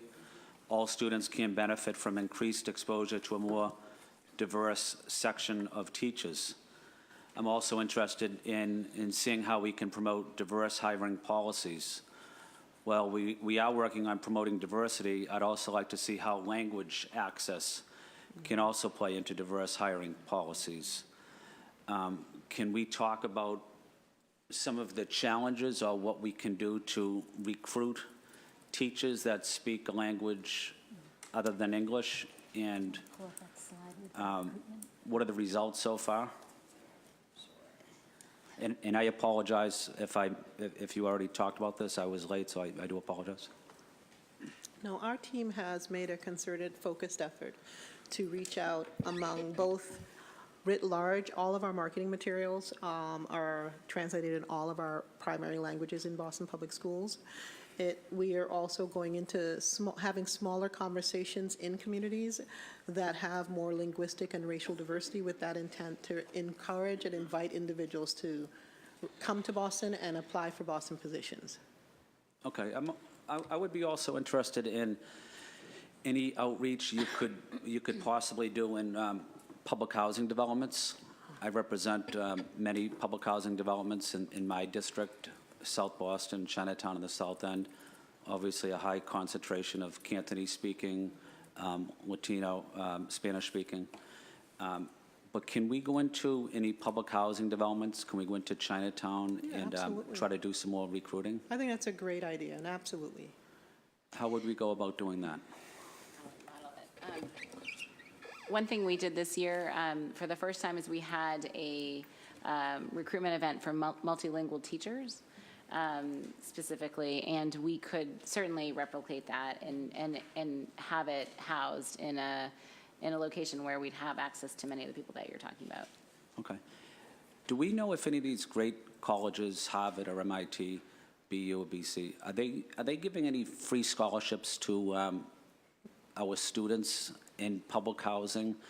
Are they doing any type of outreach? And if they are, I know they do provide scholarships, but what is the results of those scholarships? So are the students graduating?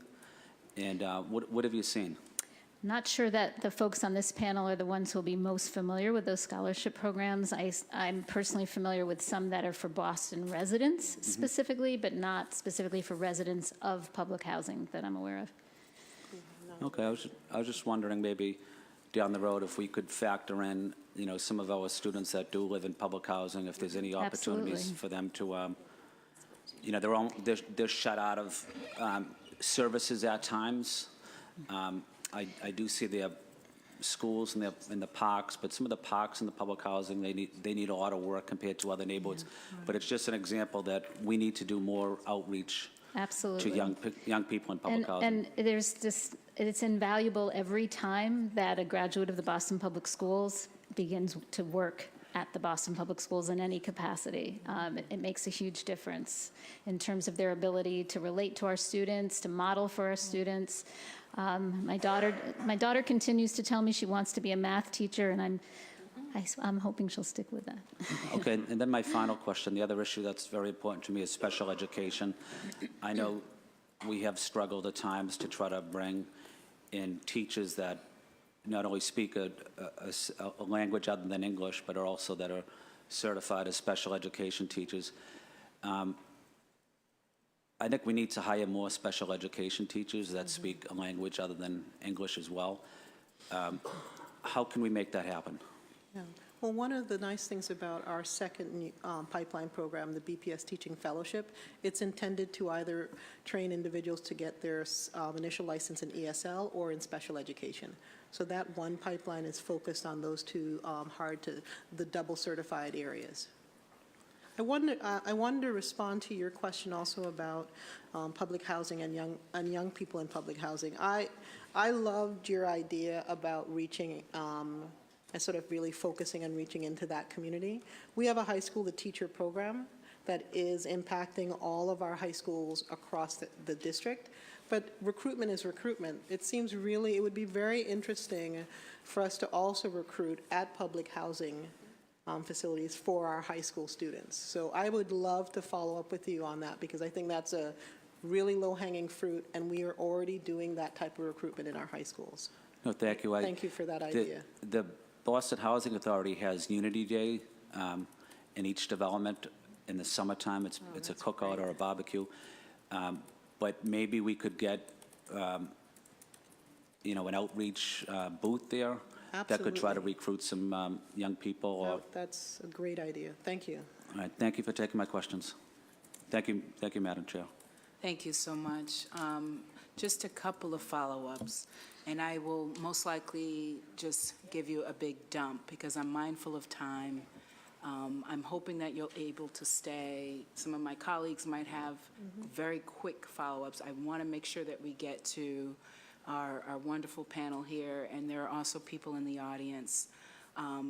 So I'll say this, the high school recruitment, wonderful. I'm glad you do it. I hope we continue to encourage our young people. I hope your daughter sticks with it, wants to be a math teacher. That being said, it's a very long period of time between high school, college. Do folks move away? Do they change their mind? So I want to make sure that we're also focused on some of the other things that will yield. But I don't, you know, obviously if young people want to teach, I think it's probably the most honorable profession that people can get into. So just a couple of things, and again, I'm going to give you a dump on the salary. Earlier, perhaps $92,000, we're not sure. Is that figure included in the marketing materials, number one? You know, with Boston being a very expensive city, one of the most expensive cities in the country, you know, 92,001 is not going to go that far, but I think it does help given how expensive Boston is. And so I'm wondering if you include that in the marketing materials. We do. I want to know I'm just going to roll through them, and then you can all, I guess, reply. With Intel support, I'm wondering what is happening there. How many folks are in a class? Do you still offer classes around this? How many are actually on waivers? Councilor Presley brought up bias, discipline with teachers of color. I'm wondering what has happened with the evaluation process to kind of look at bias. What is happening with letters of reasonable assurance or not? Are teachers receiving those provisionals? Are they receiving those provisionals of color in good standing? Is the Office of Equity signing off on hires? And how closely are we looking at hires around diversity? I know when we have Barbara Fields here in the audience. I know when she was the equity officer, we saw numbers going up and in retention of teachers of color in a different kind of way. So and I know there was a period where we lost that sign off. So I'm wondering, one, if we have it, and if so, how much time is being devoted to that. I'm also interested in understanding the diversity goals for the pipeline programs and whether or not those goals have increased, because, we've got 26 yield out of all programs, if I understand correctly, right? Not just the ACTT. And then the evaluation criteria for school leaders. Are school leaders being evaluated on whether or not their teachers are diverse or not? And then finally, are we talking, when we look at these data points, are we talking about staff overall, which includes the guidance counselors, or just teachers? Because I've said, over and over and over again, I want to really understand what is happening with our teachers and not having those numbers being inflated by guidance counselors being included in that number. So I know that was a lot. I hope I got it written here. I got most of them. If you need me to repeat anything, who wants to start? I can say a couple things about the MTEL prep information. I think it's part of our slide. What are the goals? What are the goals for MTEL prep? How many teachers are in the We had the prep? 174 this past year. Did they pass? We are still getting data from the fall. So our current fall data, we have explicit data, and that's a snapshot of it. We have, it's hard to talk about it because it's a small set of the fall, spring, and we can give you data. We're seeing a lot of incredible growth, and from just our ESL, we're talking 9 individuals took the test and 8 of them passed. So we're seeing data like that, right? So I will be able to give you more clear, comprehensive data, but our preliminary data is saying That would be helpful. We can give that to you. I'm also interested in our, so if someone goes through the MTEL prep, do they then pass the next go-round, and are they then hired? Do they receive their license, and are they then, If they pass the MTEL, depending on what MTEL they're taking, then it goes towards their licensure, right? So right, but and how many times? So I'm also interested in the number of times. So when you get it, you can get it all. how many times what? I want to So make sure. does a teacher need to take it more than once, the prep, the exam itself, once they go through the prep? Do they go through the prep, take the exam, and then pass? Do they go through the prep, take the exam, and then have to take it again? Oh, well, that's what I'm sharing earlier. Yes, to both. Okay. What we found, we've redesigned the MTEL prep programming, and what we found is the model that we're using, which is smaller, more intensive, and more support, provides a shorter turnaround once they take it and actually take the MTEL directly after. We're seeing pass rates of 80, 88% in some of the MTEL tests.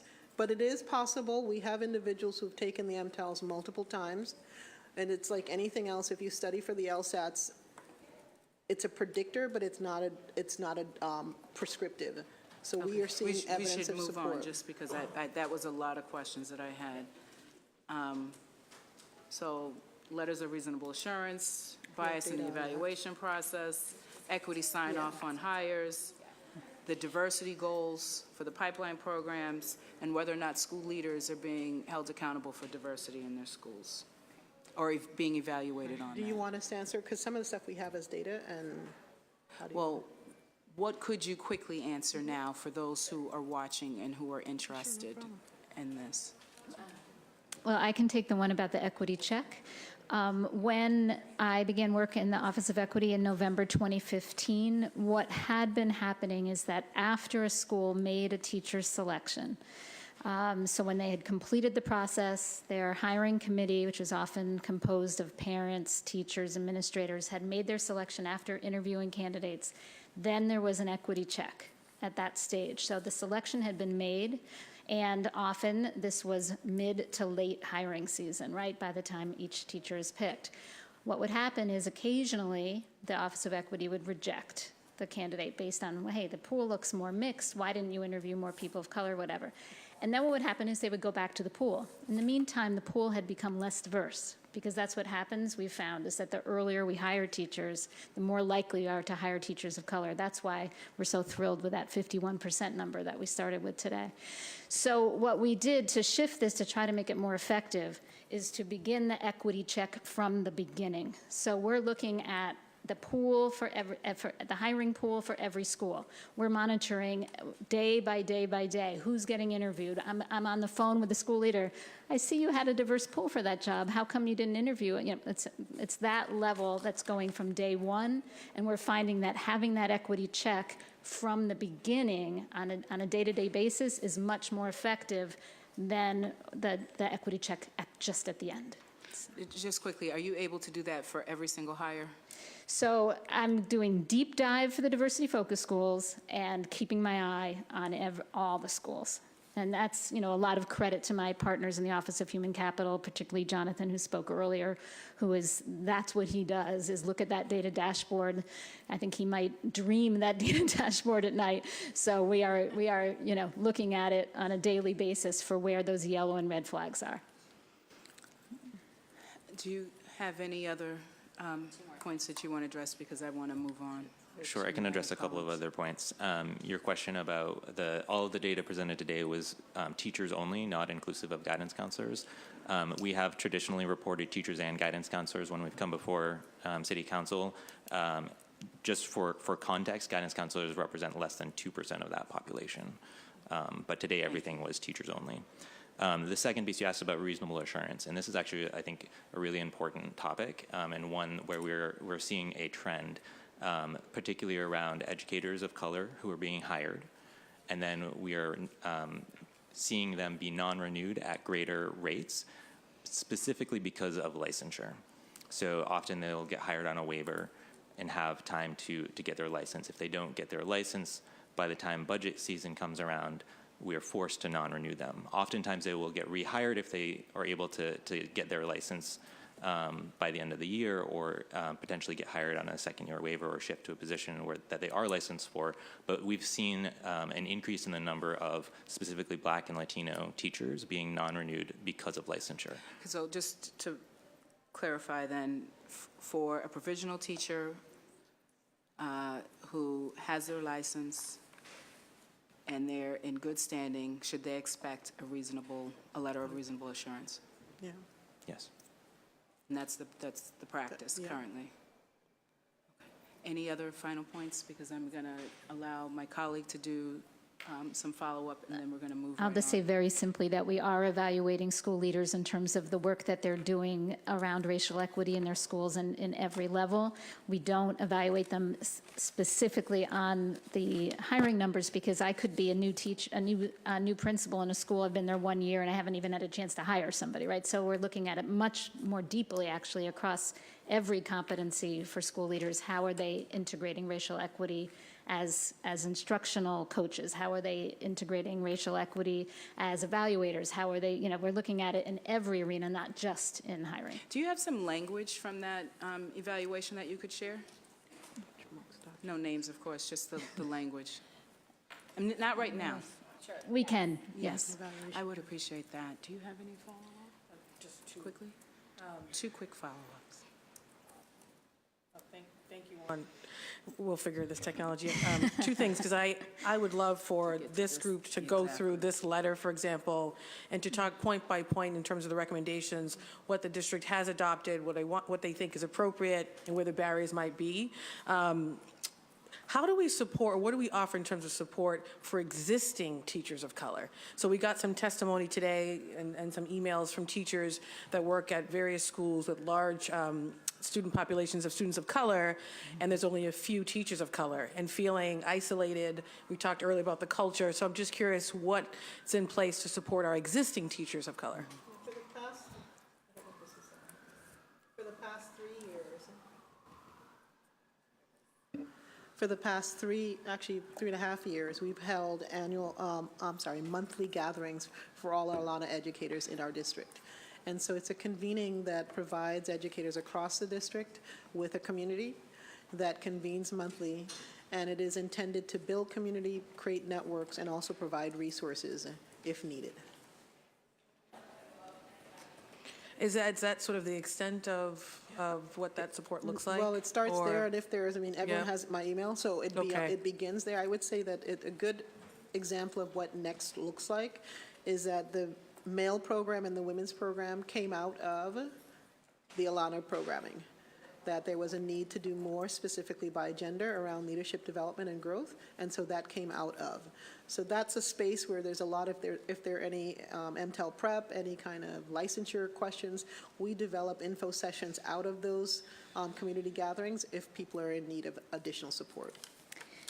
And I would add that I mentioned earlier in the mandatory training that we provide to the school leaders for all of our diversity focus schools, we added this year a new module on retention of teachers of color specifically, and what best practices are for our principals and our headmasters day by day, so that we don't just put all the effort into selection, but that we keep these very talented teachers that we're recruiting. And then my second, before turning it over, is, I guess, twofold. Do we know of our current teachers where they live? Like the percentage of those teachers that live in the city of Boston and those that live outside the city? Yes, we can get that data. I don't have it with me right now. And could we break that down by race? Is that possible? I think so. And then the last question to that is, has there ever been a discussion on requiring that teachers live in the city of Boston? I believe that's a negotiated, there's the city residency ordinance, and then there's a state statute. But I believe that the ability to not live in the city of Boston is a negotiated provision, but you could speak to that, Jessica. I don't know if there's been a discussion. I haven't been in it. Well, we can go to the second panel. I only asked that because, and I'd love to see the numbers and the breakdown. Yep. I went to 5 BPS schools, including Latin school, and let me tell you, I've been outside the city, and people are like, oh, I've seen you before, and I'm like, where? I'm a teacher here, and they don't live in the city. So not to say that as a negative thing. I don't think you're less of a qualified teacher if you don't live in the city of Boston, but in discussions with other departments where we talk about residency, Right. working in the city, and being a person of color and the pools of people, it's come up, and so I was just curious what those breakdowns look like, and if there ever been a discussion in the context of our teaching population. Yeah. And I'm all Thank set you. with this letter. Thank you, you guys. So we've been joined by Councilor Siomo. Did you have any questions for this? Okay. And Councilor Presley had another commitment. Her staff is here for the duration Great. of the hearing, and she will also review the tape. So I think in the interest of time, I'd like to move on. So one, thank you so much, all of you, for being here. Thank you for the work that you're doing. I hope that you take this as all of this urgency and this even frustration as us wanting to move forward, and I hope that you share in that. If you're able, I would invite you to stay. We've got some great solutions coming from this next panel that I think that you could all benefit from, that we could all benefit from. And so if you're able to, I hope that you will stay. Also, something else could come up. Someone might have another question for you, so thank you. Okay. In terms of this next panel, I'm just grateful to have all of you here and all of you who are in the audience. In a prior life of mine, I had the great pleasure of working with so many of you, and I'm grateful that I continue to be able to work with you. And so we're joined by several people here, including we have representation from BEAM, the Black Educators Alliance of Massachusetts, representation from the NAACP, the Boston Teachers Union. We know the lead author of the report was the Lawyers Committee, for civil rights and economic justice. We also have representation from the Boston Network for Black Student Achievement. So I really appreciate that all of you are here. I'm going to ask, in terms of the panel, and then we will also take testimony, I'm going to ask that we start maybe from my left to right this way, or right to left, with Jessica Ting, the president of the Teachers Union, and then we'll move on, and then I'm sure people will have additional questions. So if you could state for the record your name and your affiliation as you do your presentation. Thank you. Sure, Jessica Ting, president of the Boston Teachers Union.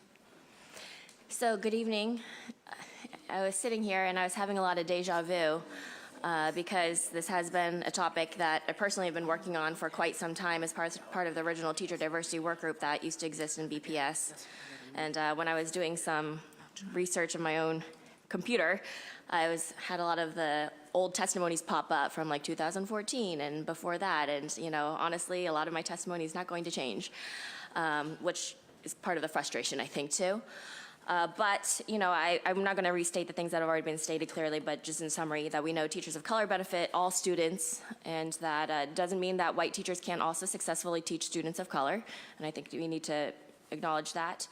But what a lot of our recommendations actually are recommendations that benefit all teachers. And because we know that it can't just be about recruitment. I appreciate the recruitment efforts. I know that we do have a large cohort that are retiring, and that, you know, we need to not just recruit more to increase the numbers, but also just to replenish and maintain, as we're seeing. And so that sustaining and retaining our teachers of color is equally of importance, if not underemphasized as well. And this is a topic that's important to a lot of our members. In fact, WEOC, that was mentioned, one of the participants did a whole research study on teacher diversity. In our own teacher leader program, we had a teacher who wanted to be here tonight, wasn't able to make it, so we're going to send you her research. But Tatiana Williams Rodriguez did a whole research project on Black teacher recruitment and retention within Boston Public Schools. And I wanted to share some of her quick recommendations. Again, it's a much longer paper that we'll send to you. But many of them we've discussed already, to ensure that administrators have adequate teaching experience, offer more diversity training for administrators so they can support and evaluate teachers of color equitably and unpack their cultural bias, make an effort to provide supports in place to sustain and empower educators of color, collect more data and make it available and accessible to teachers of color so they have opportunities to also come up with possible solutions. We've talked about exit strategies in the past. Let's talk to the teachers who are most impacted. Let's hear what they have to say in terms of what supports they would need to want to stay in the district. Provide alternate routes to certifications besides MTEL. As was mentioned, the MTEL licensure and the test is a barrier, a systemic barrier, I would say, in fact, as we know a lot about the impact of systemic racism even in tests. And alternatives such as internship, research paper studies for certification credits. And she has several more. But I'm going to actually share some very specific ones. And one of the number one findings that this teacher found, and that's consistent with others like Travis Briston, who's done extensive research on educators of color, particularly male educators of color, is it's not always even just about the concentration and support, it's about the workload. And this impacts all teachers. If new teachers are coming in and we recruit them successfully into BPS, but then they're given an unsustainable and unrealistic workload through policies such as inclusion in the district, where we are now expecting 3 licenses and 1 teacher, first-year teaching is already very challenging. When you also ask them to do the job of 3 educators because they have 3 licenses, it's a setup for failure and a setup for push out and burnout.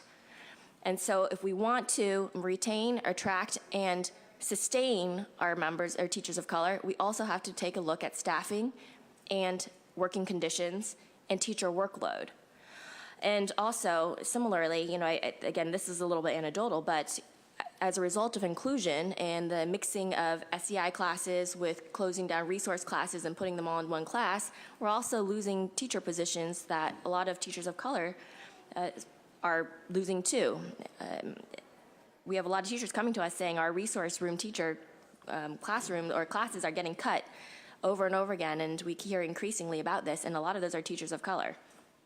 Another specific policy that's really hurting a lot of teachers, and not just teachers of color, is this new policy of a break-in service for third-year provisionals if they get an NI. And I have a specific example right now of a teacher who is a third-year prov, was on a plan, a needs improvement plan with an evaluator halfway through the school year, and she was progressing and doing better. Halfway through the school year, she was switched to a new evaluator, given an NI, and is being pushed out of the school. Clearly not a good fit with that principal and that teacher, but there's another principal who does want to hire her. This is a Haitian educator of color, and can't hire her. And this is just one example, but when we're talking about losing 38 teachers between school year 14-15 and school year 15-16, every single teacher matters. And here's a teacher who's working hard, was doing well, had one NI, it's her third year prov, and now because of this policy of a need for a break in service, she can't get rehired by the district, by a principal who does want her. It makes no sense. This happened to another teacher too, and this teacher actually did end up getting a proficient, but just this Saturday, was told that she is getting let go by the district. And this is, by the way, a teacher of color, Cape Verdean teacher, who graduated from the Mather School, BPS school. It was her dream to come back and teach in BPS, is proficient educator of color, and this Saturday was told that does not have a position at the school anymore. It makes no sense to me. If we're trying to attract and retain teachers of color, and we have them in our district, and then we have these arbitrary policies that then are pushing out teachers, and through no fault of her own, should have gotten a position in that school, and then at this late in the school year, wasn't applying for positions because she was told she had a position, and then is told she's let go now, 2 weeks before the end of the school year. If she does find a position, is she going to be successful in that position too? These are a lot of the questions we have. Another issue, too, we often hear about is that the male educators of color, when we talk about workload, it's not just about academic workload, too, and content. A lot of teachers of color are often then pulled into other roles as well, and male teachers of color, in addition, are oftentimes asked to do a lot of the disciplinary roles within schools. And that's a problem, too.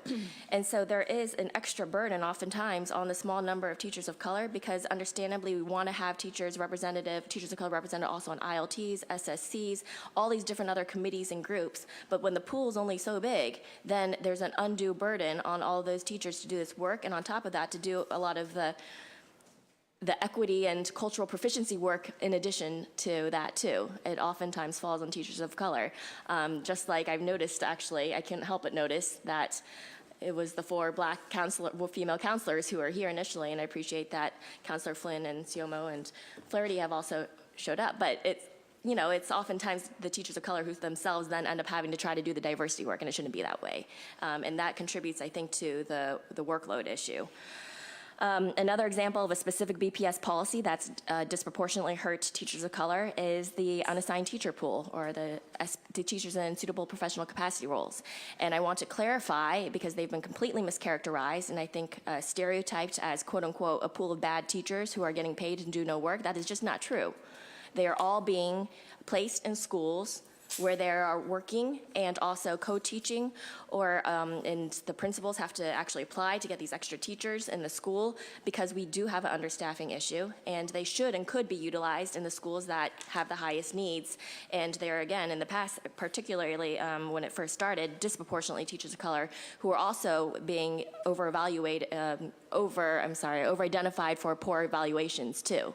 And so that is, there's a whole pool of teachers there that we can actually place in long-term budgeted positions, and instead a lot of them are being pushed out. We're talking about bilingual Latina guidance counselor. We're talking about a Spanish teacher who was placed in a school, and the students, everyone loved her, but she was placed in a pilot school and basically was told they couldn't keep her, not because they didn't want her, but because they couldn't budget for her position because she was a couple years away from retirement.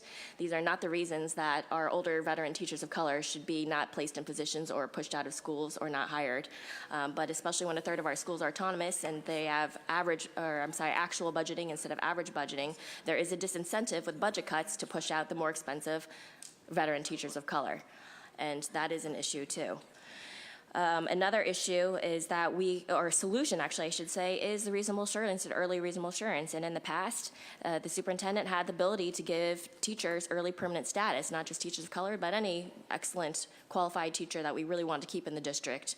You could get a recommendation from the principal, and the superintendent would approve it. I know this happened because I received it myself in my first year of teaching. And so if we're serious about keeping qualified teachers of color, we have a lot of the tools and we're not using them.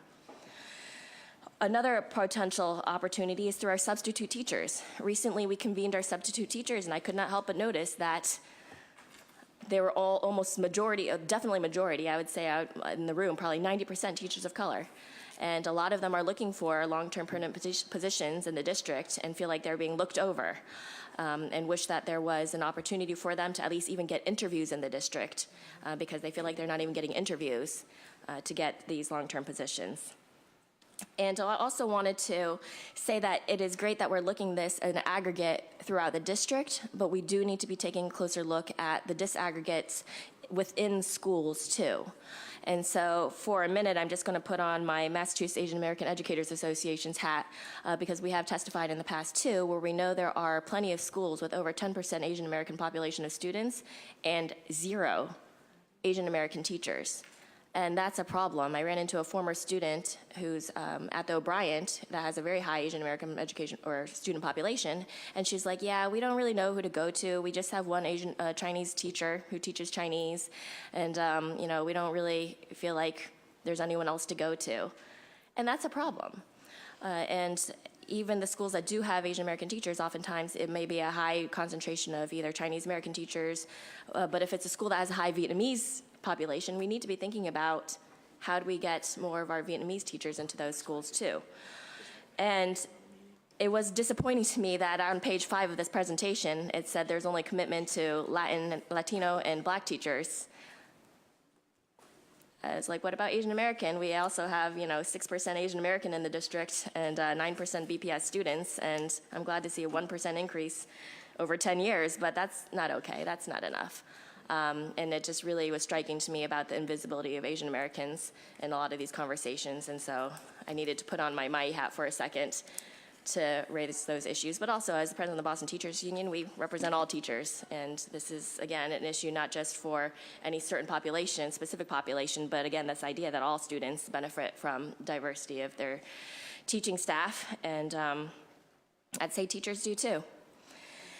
And so those are some of our ideas for how we can actually address very specific policies that are being used in BPS right now, that are, I think, hurting our ability to not just recruit, but retain and sustain our teachers of color in the district. And I think I did mention the exit surveys, but if we are not actually creating working conditions and have adequate staffing, or are we expecting one teacher with 3 licenses to do the work of 3 teachers or 3 professionals, then we're going to continue to burn out our teachers, period. And so that has got to be part of the solution as well. And so I'll just end there. Thank you so much, Jessica. Matt, and I know we heard from you in opening, if you could focus solutions on ones that were not mentioned by Jessica, just in the interest of time. You may hear we've got some folks waiting for another hearing that that is scheduled to begin, and I want to make sure that we have time for the president of BEAM as well as for public testimony. Of course. No, thank you so much. Yes, no, thank you, and thanks again for the opportunity to return. I'll focus on 6 solutions, and wherever I can, just say what she said, okay? To that end, first, when we want to look at how do we touch all schools on this issue without doing the more intensive deep dive that Ms. Schuster described, each school leader should be providing a written explanation for all teacher offers that don't improve racial diversity in their hiring corps, right, or in their teaching corps. And not only should that come from each school leader to the Office of Equity, the Office of Equity should also have to review that and decide whether or not it supports such a decision and offer written explanation to do so.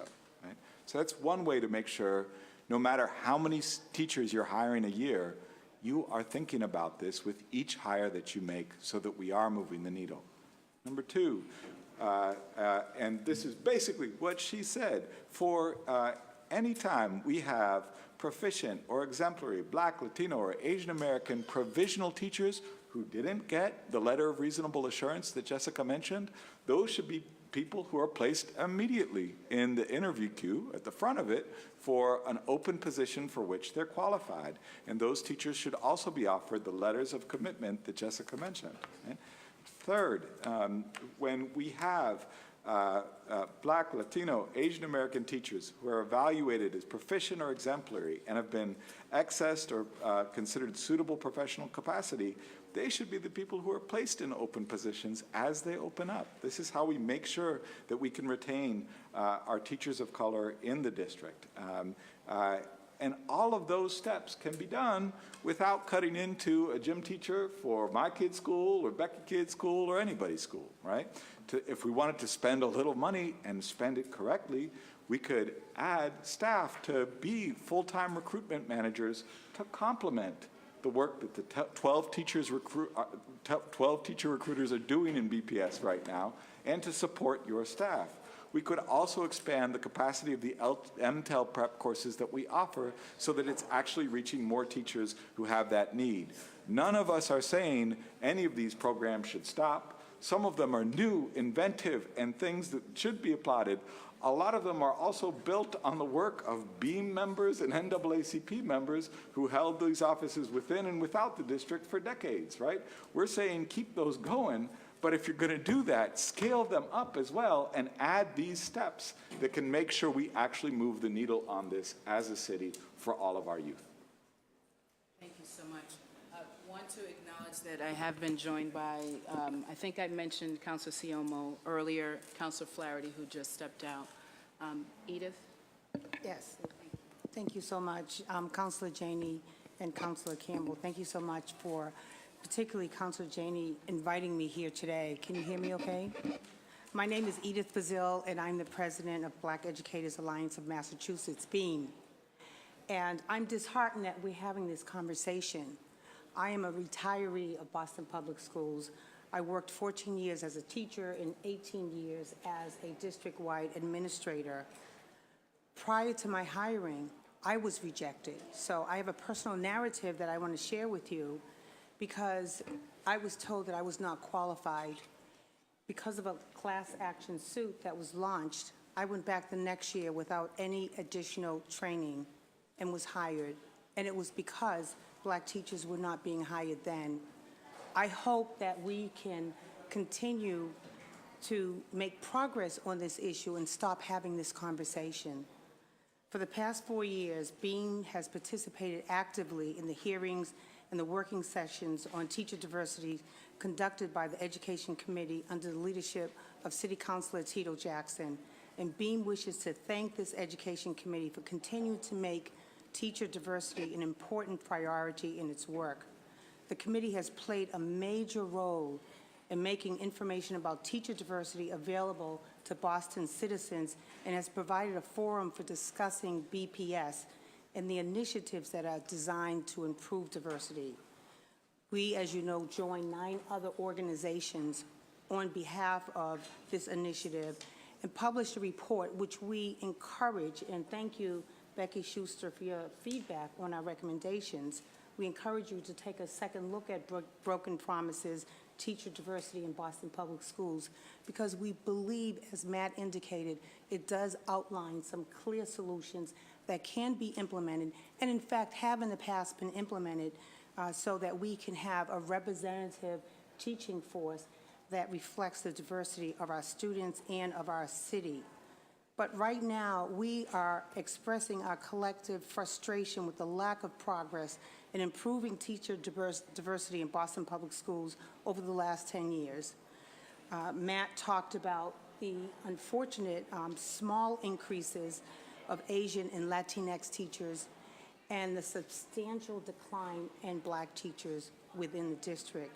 During the same period, students and teachers, as we know, of color have increased, while the superintendent and the school committee have repeatedly voiced commitments about improving diversity. However, we feel that the lack of progress in teacher diversity contrasts sharply with other recent human capital initiatives, such as early hiring and mutual consent hiring. What we contend is that the mutual consent hiring has taken out the monitoring of Black teachers within the district, We also want to respond to the statement of looking at the 20 diversity-focused schools. If, as the district has contended in the opening statement, that systemic racism forms a barrier to onboarding teachers of color, and this is a quote from the slide, at every phase of this process, then why not include all schools? All schools need to be looked at. All principals need to be held accountable for hiring teachers.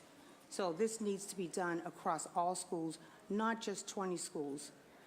In contrast to teacher diversity, BPS has made initiatives such as the mutual consent hiring top priority for school leaders and has spent millions of dollars to improve their success. Well, we believe that if left to their own devices, principals will not hire a diverse staff. They do need, because of your stated statement in your PowerPoint, diversity training and also training on implicit bias. But more than that, they need to be held accountable. We don't believe this should be a conversation. It needs to be policies that are rooted in practices. And it shouldn't be a matter of just looking at what's happening in the school. You know, we have an old saying in education, weighing the pig doesn't make it fatter. Looking at the numbers does not make them increase.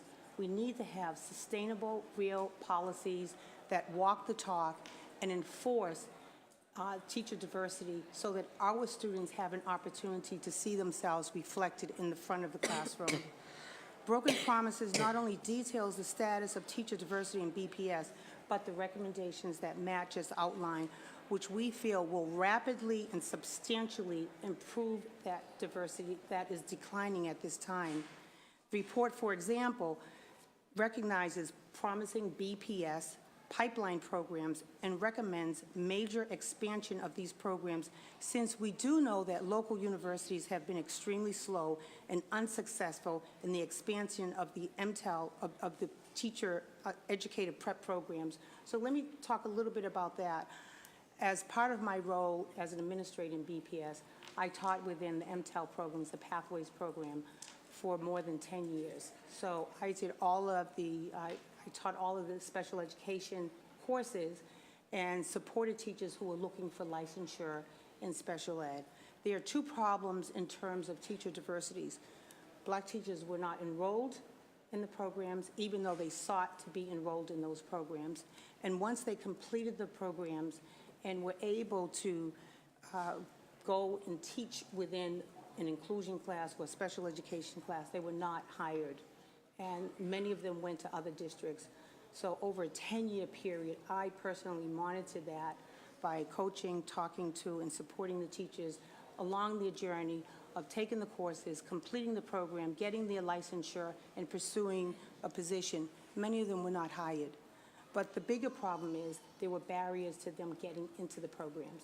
In terms of the pipeline programs for students, we know from the research, and Matt talked about it, that if a black male has a black teacher in 3rd, 4th, or 5th grade, and this is a 10-year research study, his chances of completing high school increase by 39%. For black girls, black females, it is 29%. And the fact that they have teachers, black teachers, is an incredible incentive for them not only to complete high school, but also to go to these teacher prep programs at our colleges and universities. So we have to front load by having role models for our students. You can't be what you don't see. If our students do not see us represented in the teaching force, what incentive are they going to be giving in order to pursue education? So I think that that's an issue that sits with BPS, and we have to stop saying that it's an external problem. We have to look at what we've done in the past that worked and expand those programs and focus on the research that is telling us what needs to happen with regard to this issue. The report also recommends the expansion of the MTEL prep programs. I also want to talk a little bit about BTR because, Excuse as me. you know, So Matt went through the report very extensively at the beginning before you arrived. So if you would just want to wrap up with some closing, I want to make sure that we're able to take public testimony. We've had a bit of a scheduling snafu where there's another hearing scheduled to be here. So if you could wrap up with closing, I want to make sure that we get some Sure, I just public want to testimony. highlight a couple of examples. For example, BTR was cited. BTR was a program that I also taught in for over 10 years. And as you know, BTR only recruits now, I believe, 10 residents per year. So that program has dwindled significantly. It's a very small program. I think I will end by stating that Beam believes that there is a need to improve teacher diversity. We've cited some solutions. I would encourage you to look at those solutions. We are here ready and willing to work with you as educators with experience to implement those solutions so that we can close these opportunity and achievement gaps for students. And again, I just want to emphasize the growing body of research shows the importance of teacher diversity and improving opportunities, achievement, and development of teachers of color. I want to just also end with saying that I speak with teachers on a regular basis, and I want to echo what Jessica said in terms of black male teachers. I recently had a conversation with 2 black male teachers who stated that they are leaving the district because they are given this extra responsibility to be the disciplinarian and to take on all these other roles. And these are new teachers who are not getting the coaching and support that they need in order to develop and launch their career. So we need to focus on the retention of teachers, the professional development of teachers. We need to look at school closing and consolidations where teachers are let go who are doing a great job. And we need to have some monitoring and oversight so that the district is held accountable, because at this point, it's just not happening. We need to have a sign-off to ensure that teachers of color are not only recruited, but they're also supported, sustained, and retained. Thank you very much. Thank you so much. And this has been a very rich conversation. I really appreciate the panel of advocates as well as the panel from Boston Public Schools. And it's a conversation that we've had repeatedly. People have already acknowledged that. It's a conversation, though, I think that certainly needs to continue, and would love to kind of invite people to stay engaged through a working session in the future. Do we have, in terms of public testimony, I'm going to ask folks to keep their comments to 90 seconds so that we can begin our next hearing, or less. And I apologize to those of you who are here for the next hearing, but right now we're going to just follow through on this. I know people have waited patiently to offer their testimony, and I certainly want to give them the opportunity to do so. Is David Mendez here? And so I apologize that I need to leave, but I will watch the remaining testimony online without a doubt. And if there are questions that are specific to the Office of Equity, we will certainly respond. All right, I appreciate that. So I'm going to set up, is this David? If you could state your name and affiliation for the record. Yes, my name is, can you guys hear me? Set my clock. All right. My name is David Mendez. I'm an outreach director for Educators for Excellence. It's a teacher-led nonprofit here in Boston. Good afternoon, President Campbell and honorable city councilors. Thank you for giving me the opportunity to speak with you today. As a former educator, I'm here today to share the impact that the lack of teacher diversity has on both students and teachers. When I was a classroom teacher, I often felt isolated. Not only was I the only male teacher of color in my building, I was also the only person who spoke another language other than English, despite 90% of the school's student population being Hispanic. I was often tasked with duties that pulled me away from my own classroom and handed responsibilities that my white colleagues did not have, such as serving as a translator, a go-to disciplinarian, and diversity expert. I was often interrupted during my lessons to translate for disciplinary meetings or translate documents for parents. Very rarely did these extra jobs involve my own students, and as a result, they suffered from the compromised learning time.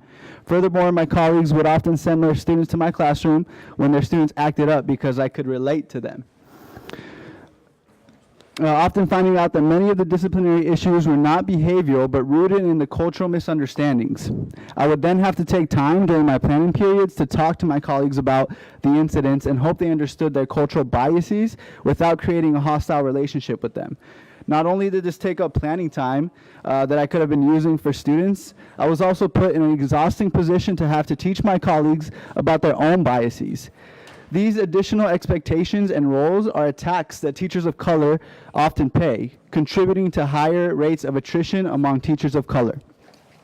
A study by the University of Pennsylvania found that the turnover rate for teachers of color was 24% higher than it was for white teachers.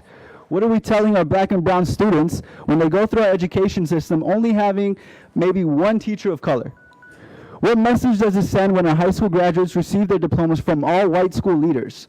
My students looked up to me because they saw themselves in me and our shared experiences, skin color, and cultural background. I was proof that they would one day be successful. Mr. Mendez, if you could. I'm not alone in my experiences. Thank you. Yep.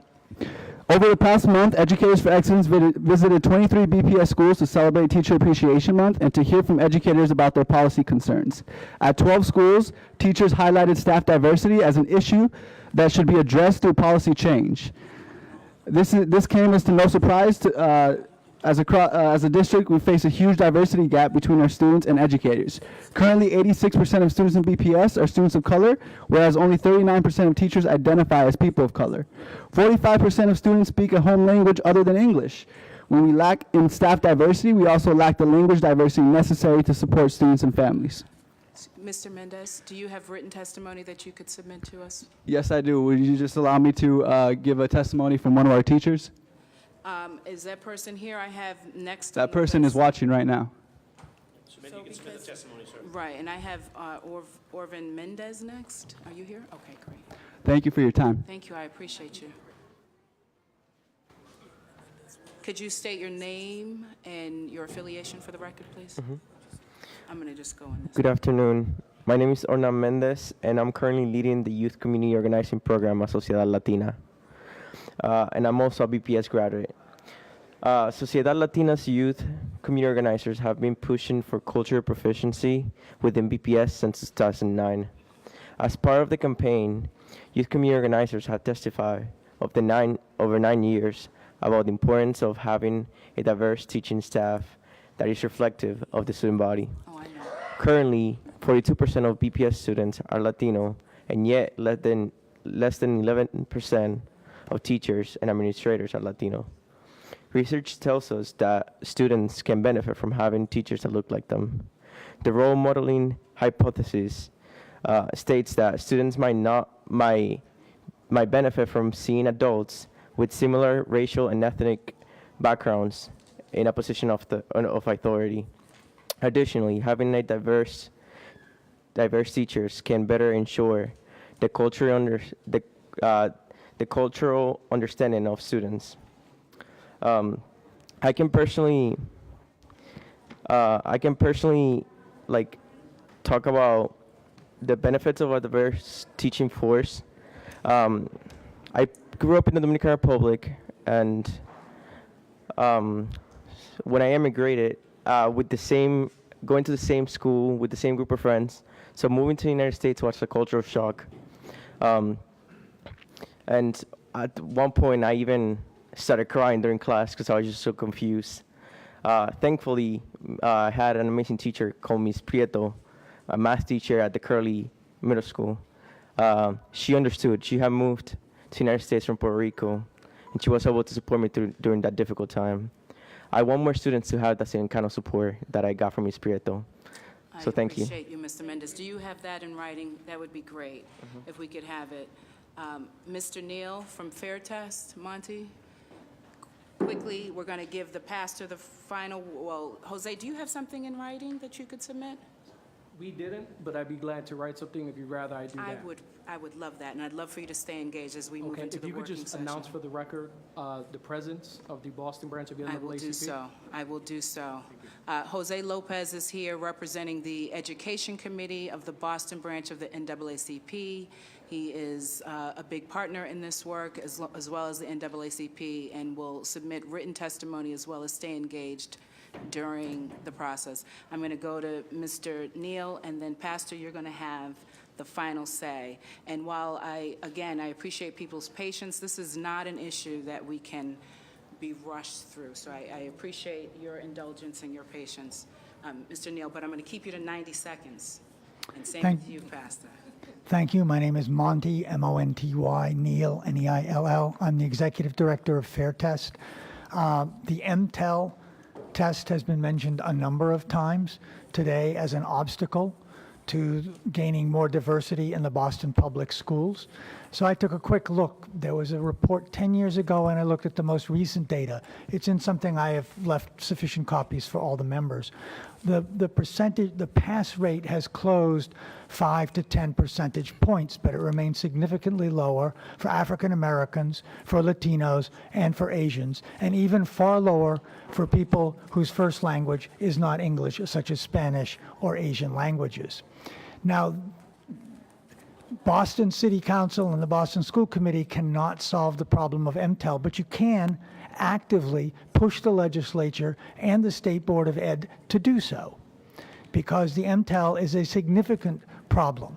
Not only are people not passing the test, but we know all over the country that colleges of education are not letting people into the colleges of education unless they've already passed significant parts of the test. So the test becomes a barrier, particularly to low income and youth of color from even entering schools of education. So that is also something that the council could call on the department and the legislature to investigate. Again, I'm more than happy to talk with you further about these quick research findings I turned up. We very much support broken promises and the recommendations, and would be happy to help you on this and other standardized testing issues. Thank you. Thank you so much. Reverend Willie Broderick, if you state your name and affiliation for the record. Yes. My name is Reverend Willie Broderick II. I serve as the chairperson of the Boston Network for Black Student Achievement, and for the sake of brevity, I will keep my comments short. BNBSA is a network of individual and organizations that are designed to examine, monitor, and advocate for system-wide policies, organizational structures, and for educational practices that promote the achievement and development of Black students in Boston. On behalf of the network, I want to thank this council for their work, and thank this committee, particularly you, Councilor Janey, my counselor, for we know that this is the work that needs to be done and needs to be spoken about as it relates to diversity of teachers here in Boston. We want to say and state very clearly that we support and we have endorsed the Broken Promises Teacher Diversity in Boston Public Schools particular report, and we are here to say that this has to change. That these particular numbers are not only jarring, but they're not representative of what is necessary that's going to push our city forward and progress our children to the place where they need to be.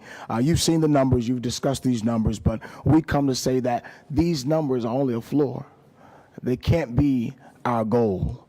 And I'm asking this council, I'm asking BPS, I'm asking each and every one of you to ensure that we go beyond just meeting the floor and actually reach towards the place where we know we can be as a city as Boston and be representative of each and every young person in this city, because we know they deserve the best. And so for the sake of brevity, I will keep my comments short, but I want to let you know that I have a statement written for the record, and I'm looking forward to working in collaboration with many of you, this council, with BPS and many others in the community, so that we can actually change these numbers and make Boston a better city. Thank you. Thank you so much, Reverend Broderick, and I want to thank all of you again for your participation, for your attendance. Thank you for the work that you're doing to push us, to hold us accountable, and to move this needle. Thank you to the BPS panel as well. With that being said, this is a conversation that needs to continue. I look forward to doing so in working sessions. This hearing is now adjourned.